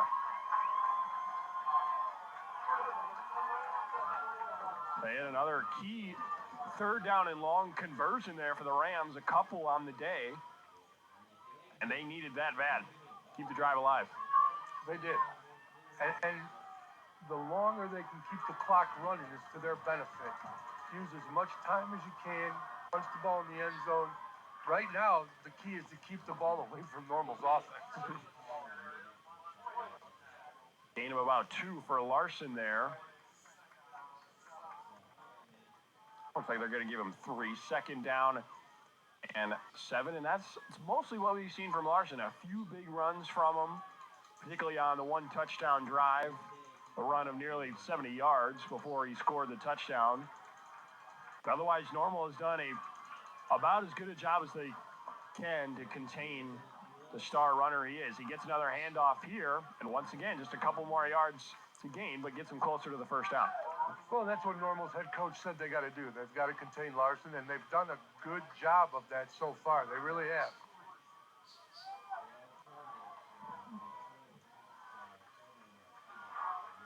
Jason Drangwitz, the Normal community head coach, also, again, talked up Dexter Nykamp, who has played a very big role in this game on both sides of the ball, offense and defense. Said he was one of the best players overall on the team, the best playmakers. And he was the one who had that big sack on the last drive. 3rd and 3 now.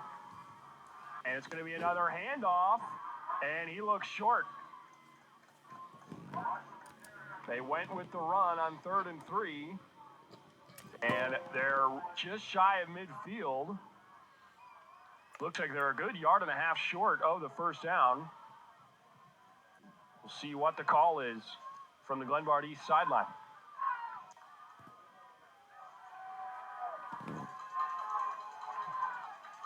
John Walters, the Glenbard East head coach. And the Rams are going to go. Both sidelines getting up on their feet.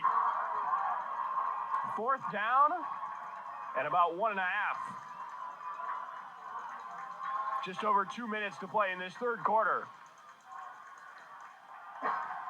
And we're going to get a timeout on the Glenbard East sideline.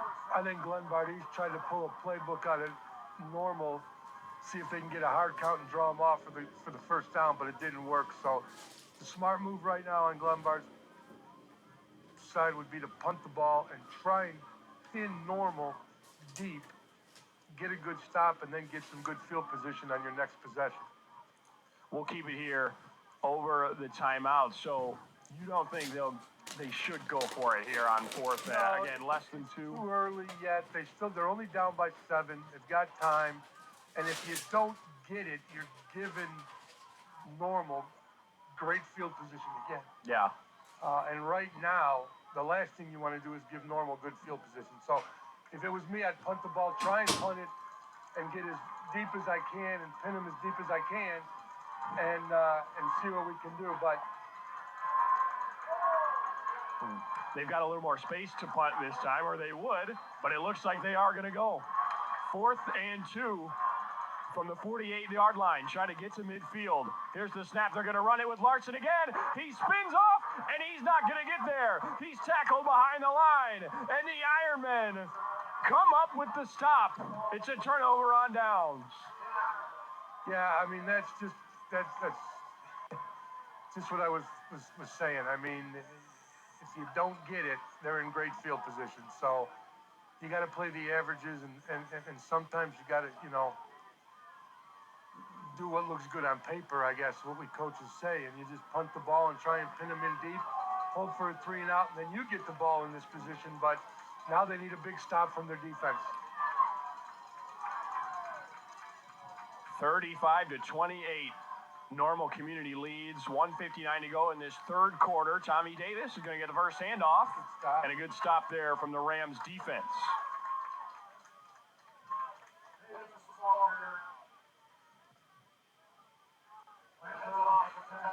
The official came racing into the Rams sideline, like Caden Hardman, the wide receiver, getting into it a bit. With Rams corner Dalen Zollikoffer. Of course, that was a storyline a couple weeks ago with this Glenbard East team. Some extracurricular activity. Davis takes this one, a gain of about 3 or 4, and it'll be third down. Well, it's a huge third down for Glenbard's defense. They need to stop them here and force a punt. Unless Normal would go for it on fourth down. Third down and 6.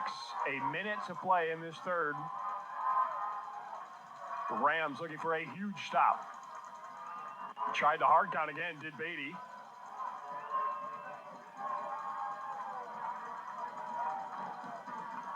He snaps it, and this is going to be a throw. Wide open is Caden Hardman, and he gets the first down and much more. That was a great call.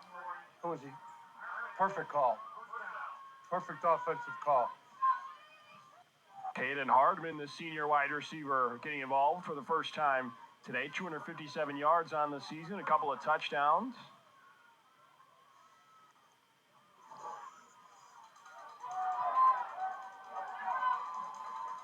And now 1st and 10 on the 25-yard line, the third quarter ticking away, 15 minutes, or seconds rather. And we're going to get a timeout from Normal Community. Their first of the half.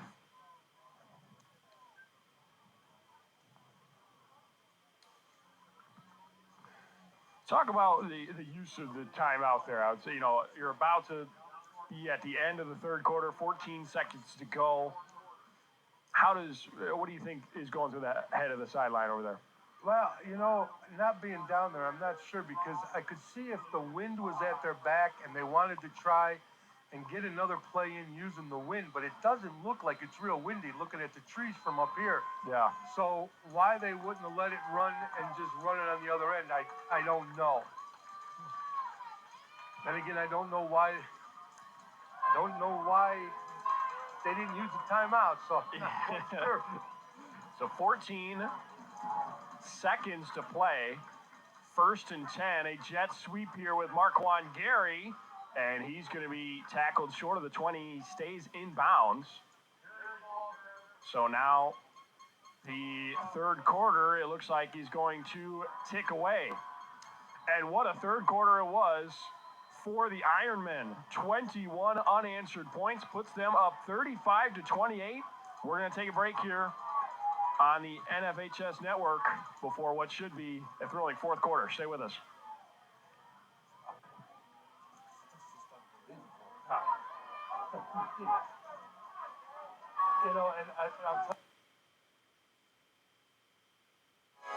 Sports Broadcast Solutions is a broadcasting network for everyone. SBS offers live telecasts on channel 59.3, YouTube, or Twitch. We include pre- and post-game interviews with the players. It started in the locker room. All the boys were getting going before the game and stuff, and we kind of found a little click at the beginning of the game, so I think that's what got us going. We also include digital live statistics, play-by-play commentary, team highlight reels, and even more than that. Go online to sportsbroadcastsolutions.com or search Sports Broadcast Solutions on YouTube. SBS, a broadcasting network for everyone.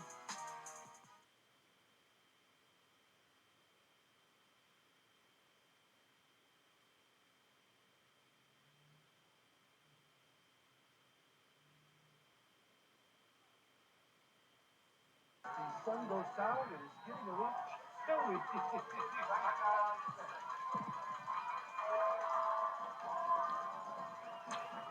And the fourth quarter begins. Beatty with a handoff. And a couple of yards gained. 35-28. Normal leads over Glenbard East. Not much to cheer about in that third quarter for the strong Rams fan base. Now a 3rd down and 3 coming up for the Ironmen. Now on the other side of the field, hands it off to Davis. And we'll see where they mark him. Certainly looked short. Yeah, it looks like he's going to be about a yard short, maybe half a yard short.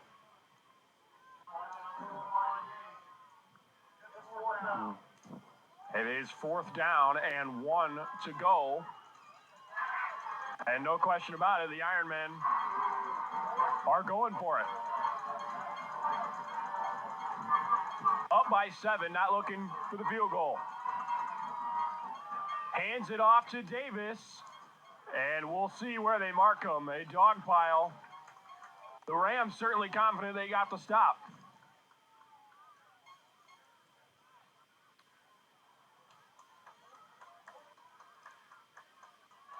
And they say he got the first. Wow. And we're getting some boos on our side of the sideline. We don't have the best angle of the line to gain there. Both sides were confident. Yeah, they were both. But it is the Ironman who get the edge. It did look from here like he was short, but we don't have a great angle, so. And that is a gigantic call to keep this drive alive. Now 1st and 10 at about the 15-yard line. And Beatty takes the snap. He drops back to throw. His receiver is out of bounds. That's Caden Hardman once again. Looked like he made the catch, but did not get a foot in bounds. He caught the ball, but he came down out of bounds. So good effort, nice throw, but it just a little too far.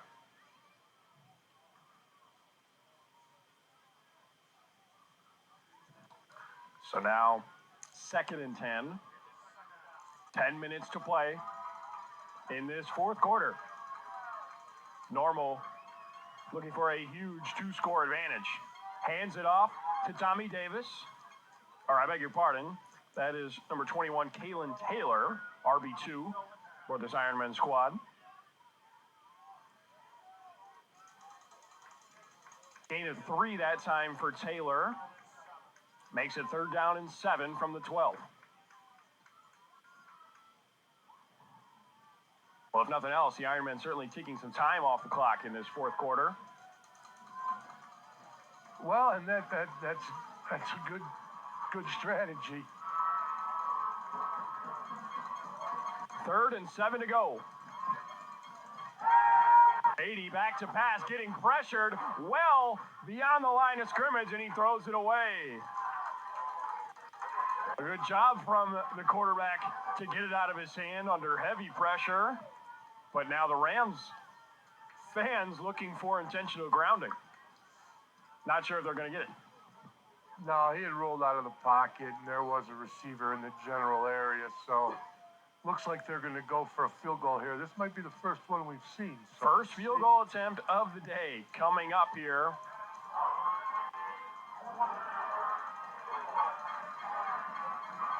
Again, this is William Castro trying to give his team a 2-score lead.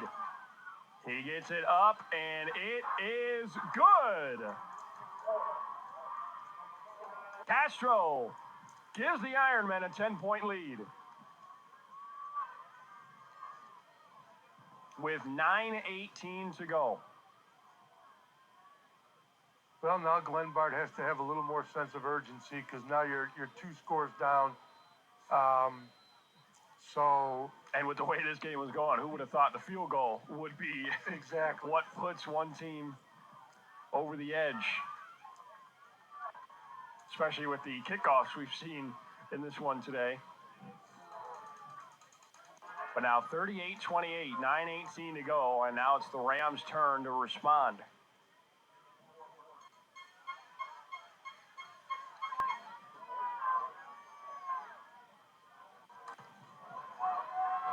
The The sun setting here in Lombard, Illinois.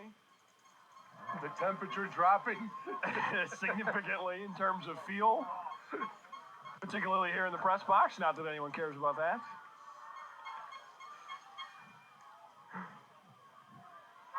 Larson fields the kickoff and takes it out looking for a hole, and he is not going to find one. Stuffed at about the 15-yard line, and it's going to be a long field for the Rams. Yeah, they're looking at a long drive and not, I mean, time, the clock is not their buddy right now, so they need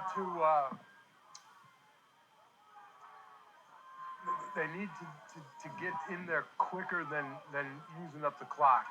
You know, Normal did a good job of eating up the clock and doing what they need to do, but now Glenbard needs to move the ball quick and get rolling. Blake Salvino back to take the snap. A deep throw this time, and it is nearly picked off.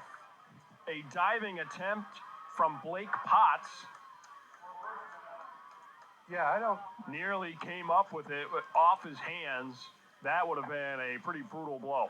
That would have been bad, yeah, and I don't know where, I mean, that was either... Well short of any... It was short, there was a miscommunication or something, because the receiver had no intentions of going where that ball was. 9:07 on the clock. Second down and 10 from the 18.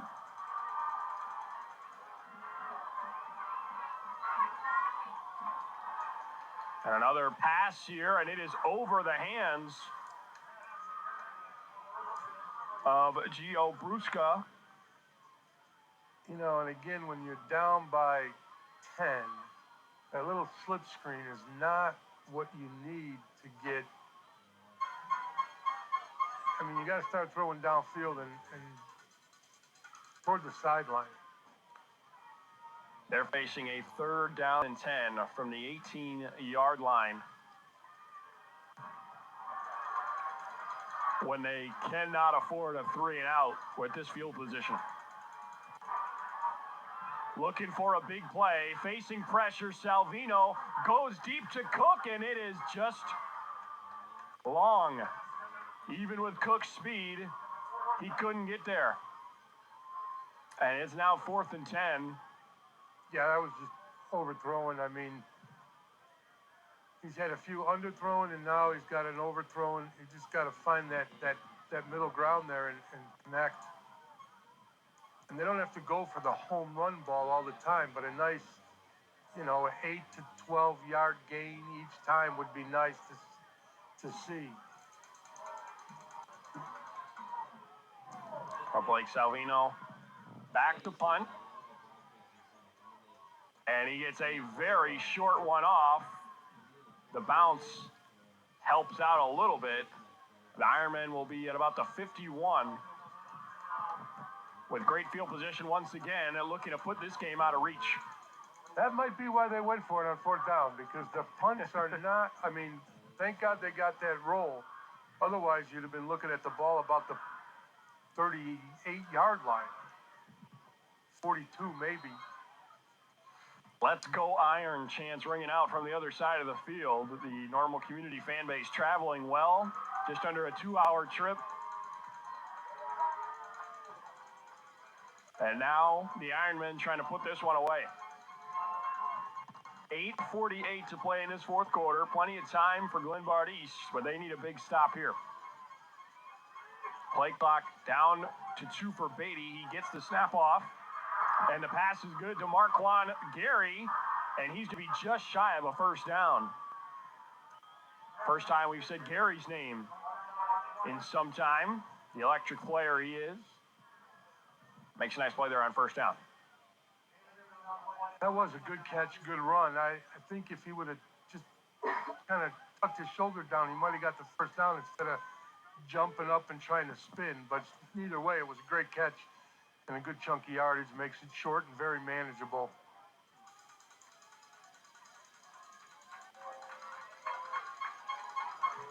Eight minutes to go in this 4th quarter. Beatty takes the snap, hands it off to Tommy Davis, and he's going to get a first down and much more. Inside the 25, Tommy Davis putting on a show. Well, I think everybody coming in thought Larson was the running back to watch, and he's had a great game, but Tommy Davis has had one tremendous performance so far. The senior having an incredible season. 22 touchdowns on the year, add a couple of more today. Coming through when his team needs him most.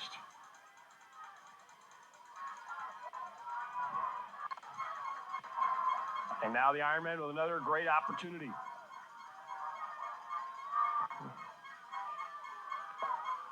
And this is a handoff to Kalen Taylor. A gain of a couple.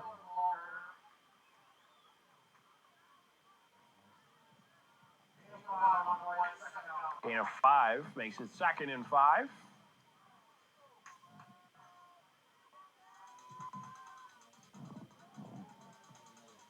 Clock ticking down, 7:25 to go.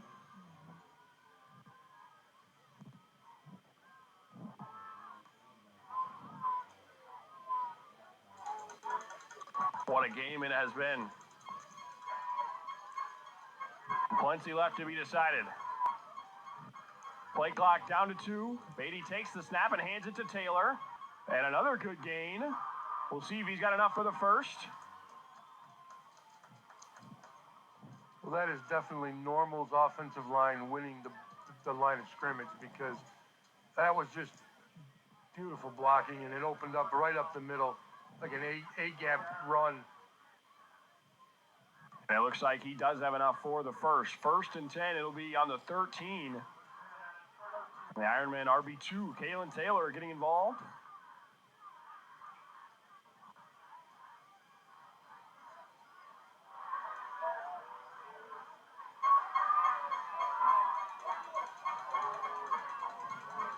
(38-28), 6:20 left on the clock.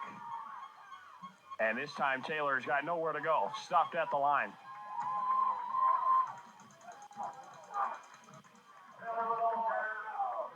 That was a good job by Glenbard's defensive line right there.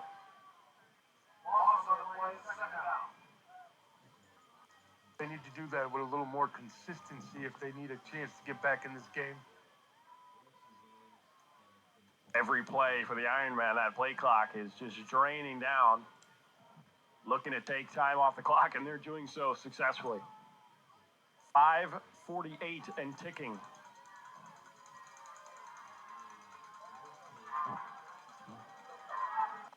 Five on the play clock.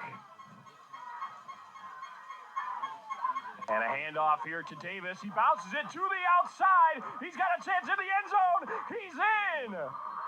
Tommy Davis. But there is a flag on the play. Will this come back?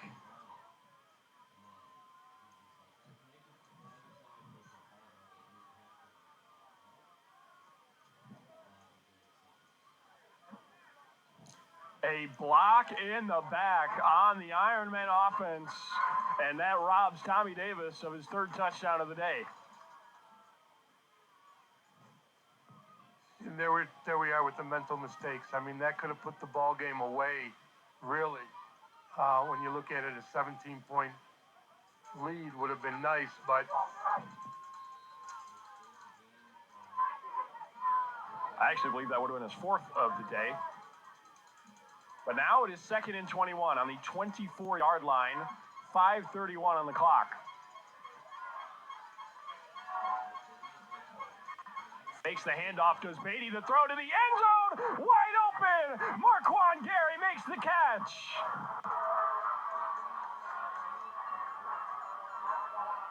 And the Ironmen make this a 3-score game. What a second half. And that may be the dagger right there. that very well could be. I mean, now you're looking at 5 minutes and 27 seconds left on the clock, and you're 3 scores away. So Castro's extra point is good once again, and Normal Community goes up 45-28 after they came into this second half trailing 28-14. What a turn of events.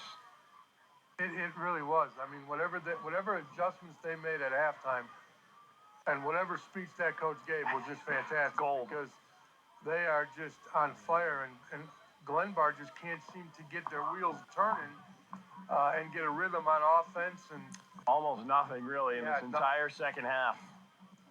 The momentum has been all on the Ironmen.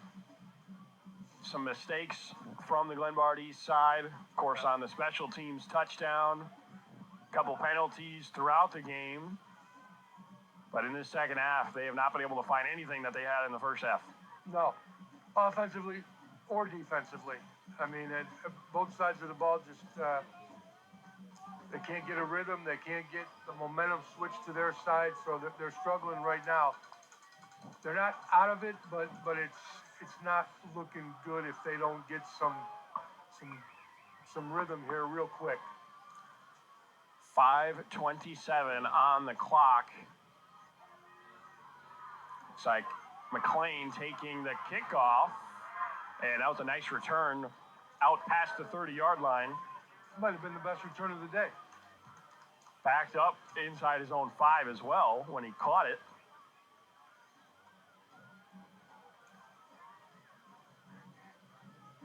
A 17-point edge for the Ironman, and the Rams looking for a quick score.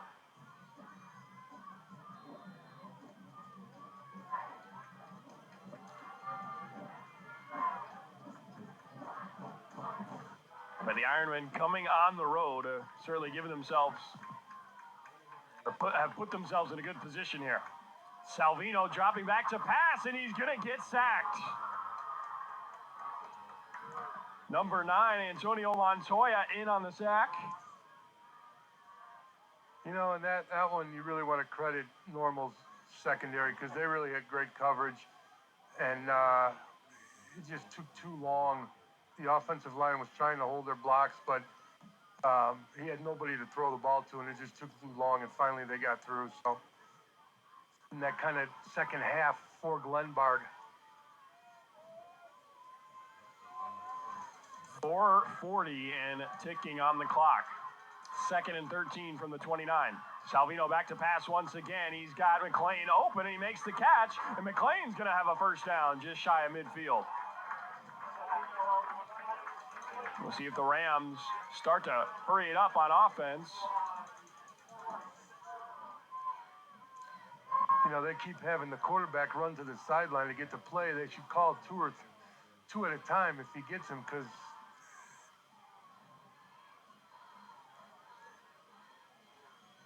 a significant time coming off the clock. 4:15 now. 1st and 10 from the 46. Salvino rolling out to his right. The throw is deflected and incomplete. That was number 1, Brady Augustine, who's been involved a lot today. And he looks a little banged up after that play as well. Trying to walk it off. And again, he's trying to throw the ball into coverage that can't afford a pick right now. I mean, if you want to have any chance to get back in this game, you cannot throw a pick or have a fumble. And forcing the ball like he's doing is not a good percentage rate. The Rams sideline trying to get their fans into it. Just over 4 minutes to go. 2nd and 10. Salvino back to pass. A deep one here to Cook, and it's overthrown once again, but we have a flag. Maybe a late hit on Salvino, and it is.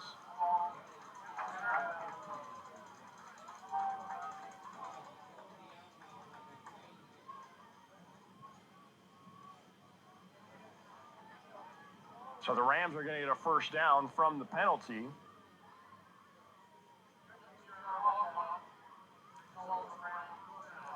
They'll get the ball at the 39. A significant penalty. Now with 4:01 left on the clock.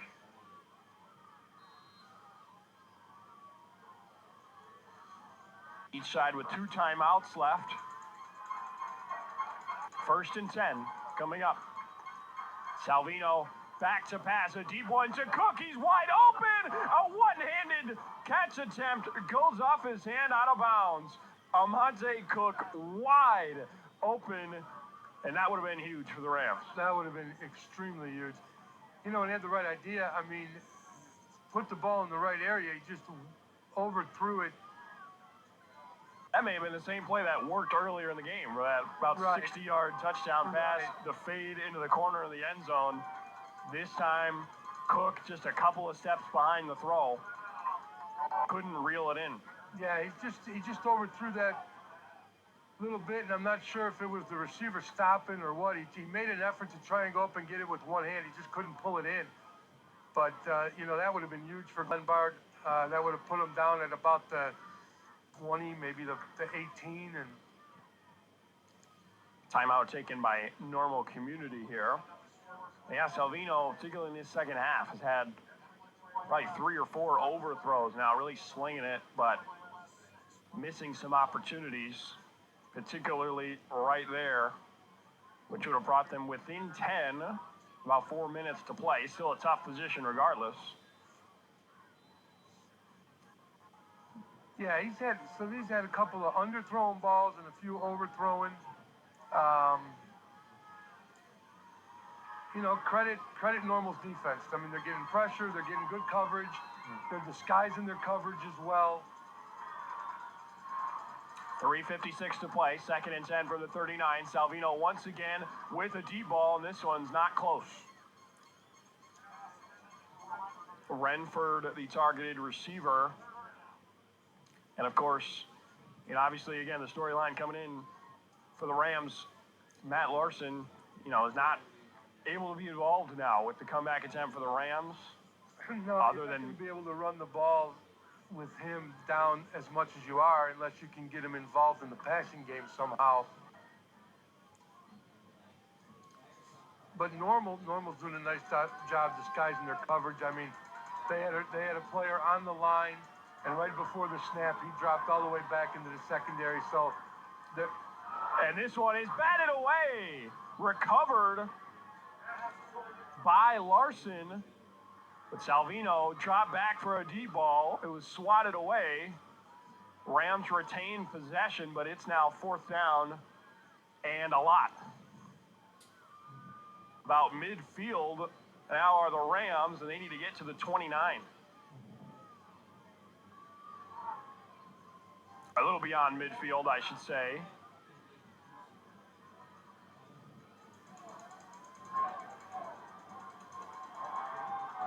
Well, this is a huge 4th down play for the Rams, that's for sure. 3:45 to go. Salvino back to pass, and this one is going to get picked off.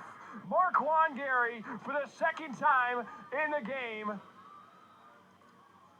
But we do have a penalty.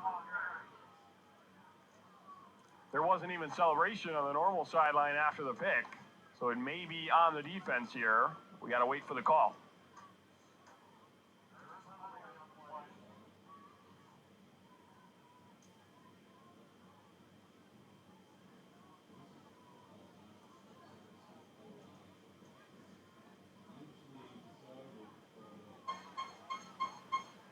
I believe it was after the interception, but it was against Normal.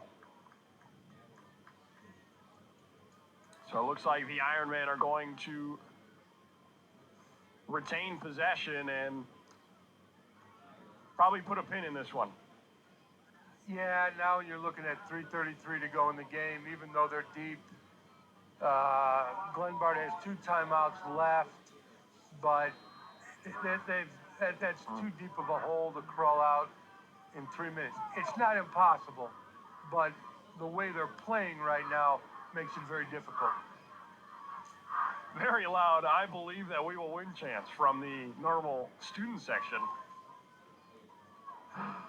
They're pumped to go back to the state semifinal if they complete this. For the first time since 2007.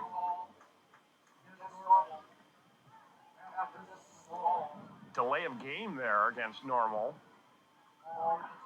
So now they're on the 7-yard line. A bit of danger zone here for the Ironmen. Don't want to give up an easy, quick touchdown here on a turnover. No, they're down to the 3-yard line. 1st and 14. And a handoff to Taylor. He gains a couple. The Normal Community, last time they were in the semifinal, 2007, a 3-year stretch of dominance. They're the state runner-up in 2005, the state champion in 2006. And again, we're in the semifinals in 2007. Made the playoffs 27 consecutive years, but have not been to this round since 2015. And haven't been to the semifinals since 2007. A very meaningful game for a team that's been good for a long time, a program that's been good for a long time. 3:20 to go, 45-28 they lead here in this fourth quarter. Timeout here by Glenbard East. So what is the strategy here backed up so far in your own end zone? Can you still rely on the run game, or do you maybe have to try to get a pass off to keep the drive alive and keep the clock running? Well, yeah, I would probably think they're going to try and throw a short pass just to get some yardage. The key is to get the first down and try and extend this drive.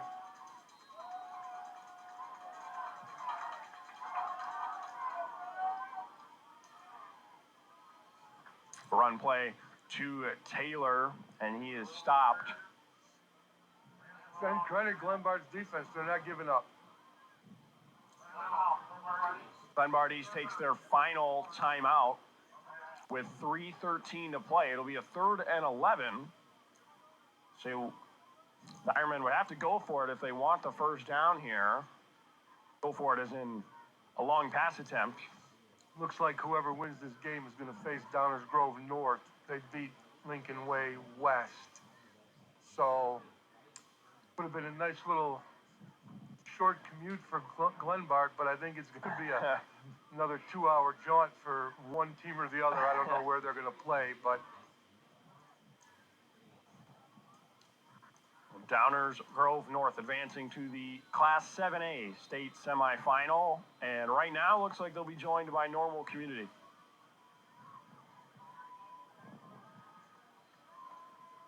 Who will remain undefeated if this score holds. 11-0 coming into this game. Glenbard East's only loss in week 2 to South Elgin.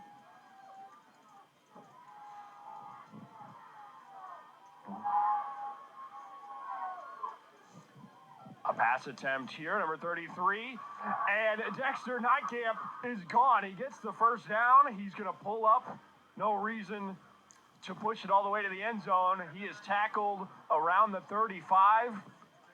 Glenbard East out of timeouts. right now they're going to try and use the clock and just run it down. Smart play. You don't need to run the score up. You're up. There's no timeouts left. Get the first down. Let the clock run. And they're going to need at least one more, maybe two more first downs to try and run it out without turning the ball over. But now a lot of standing and waiting as the clock will run down, but the Ironman fan base up on their feet. And the home fans will go home disappointed after what was a very promising first half for the Rams, especially after falling down 14-0.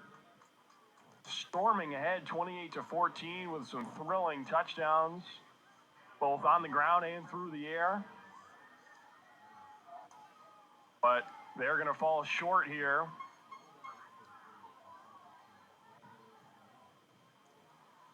To a very good normal community team that has a great chance to make it to state. Well, and you know what? There's no need for them to hang their heads down. They had a good year. They had a good season. Just wasn't their night. They had some mistakes that they couldn't overcome, and that's just what the ultimate end of the game was. Handoff here to Taylor once again. good gain. They'll be about a couple of yards short of the first down with now 1:35 and counting on the clock.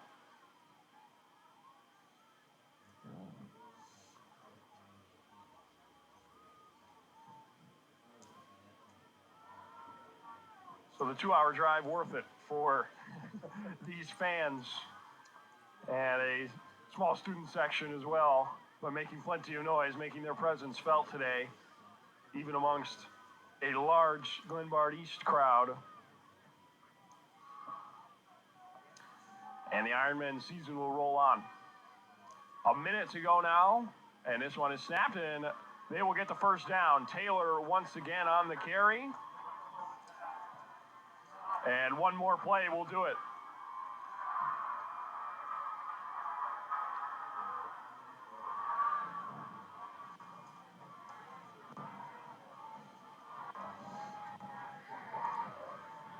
What a game it was, with the second half belonged to normal.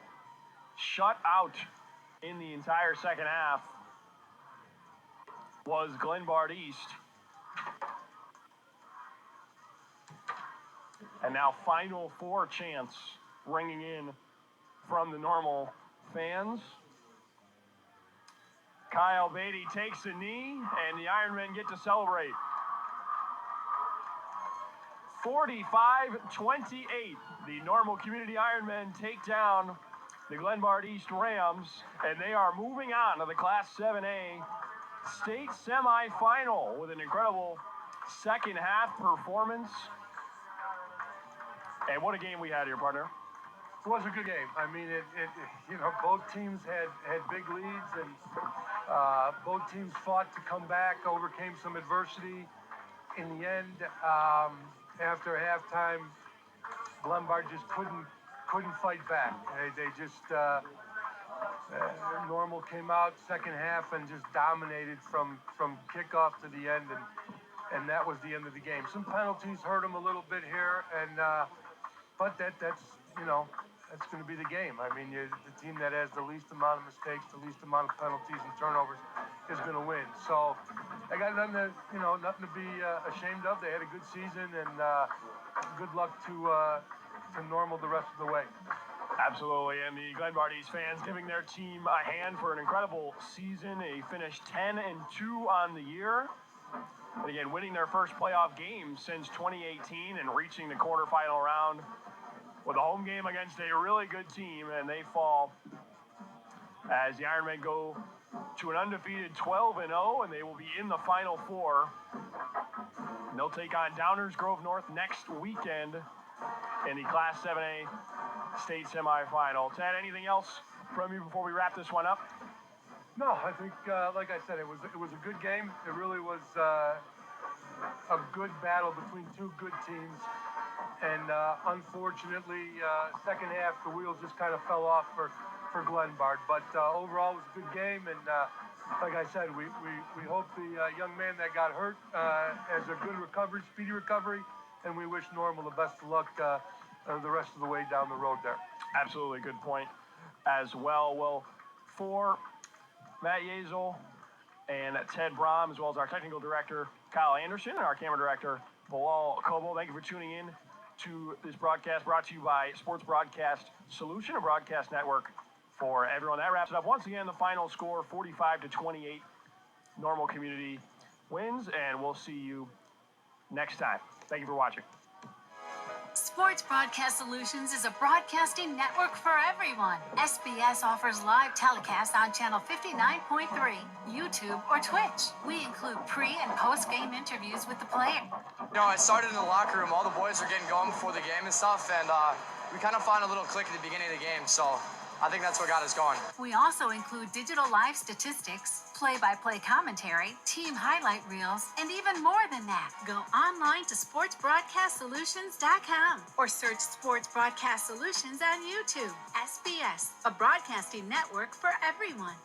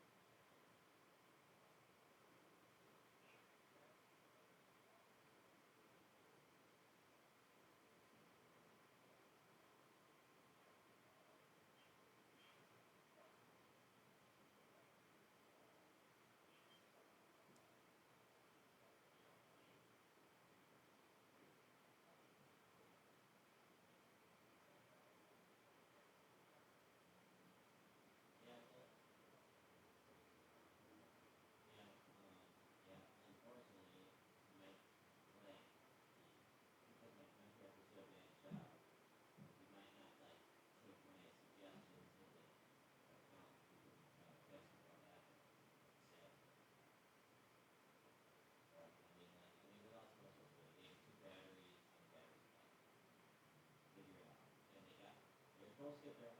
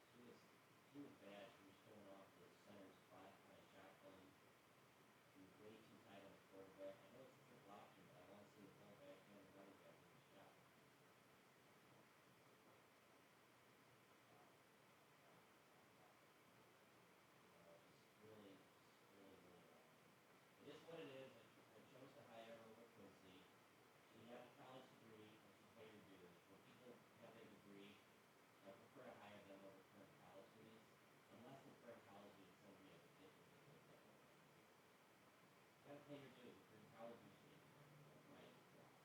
You have your degree. You have a college student has a similar resume to college graduate. But I hired a college grad and she didn't work out. If I hired Quincy, maybe it would have been better. You want meteorology experience? We've got the TV station at your house.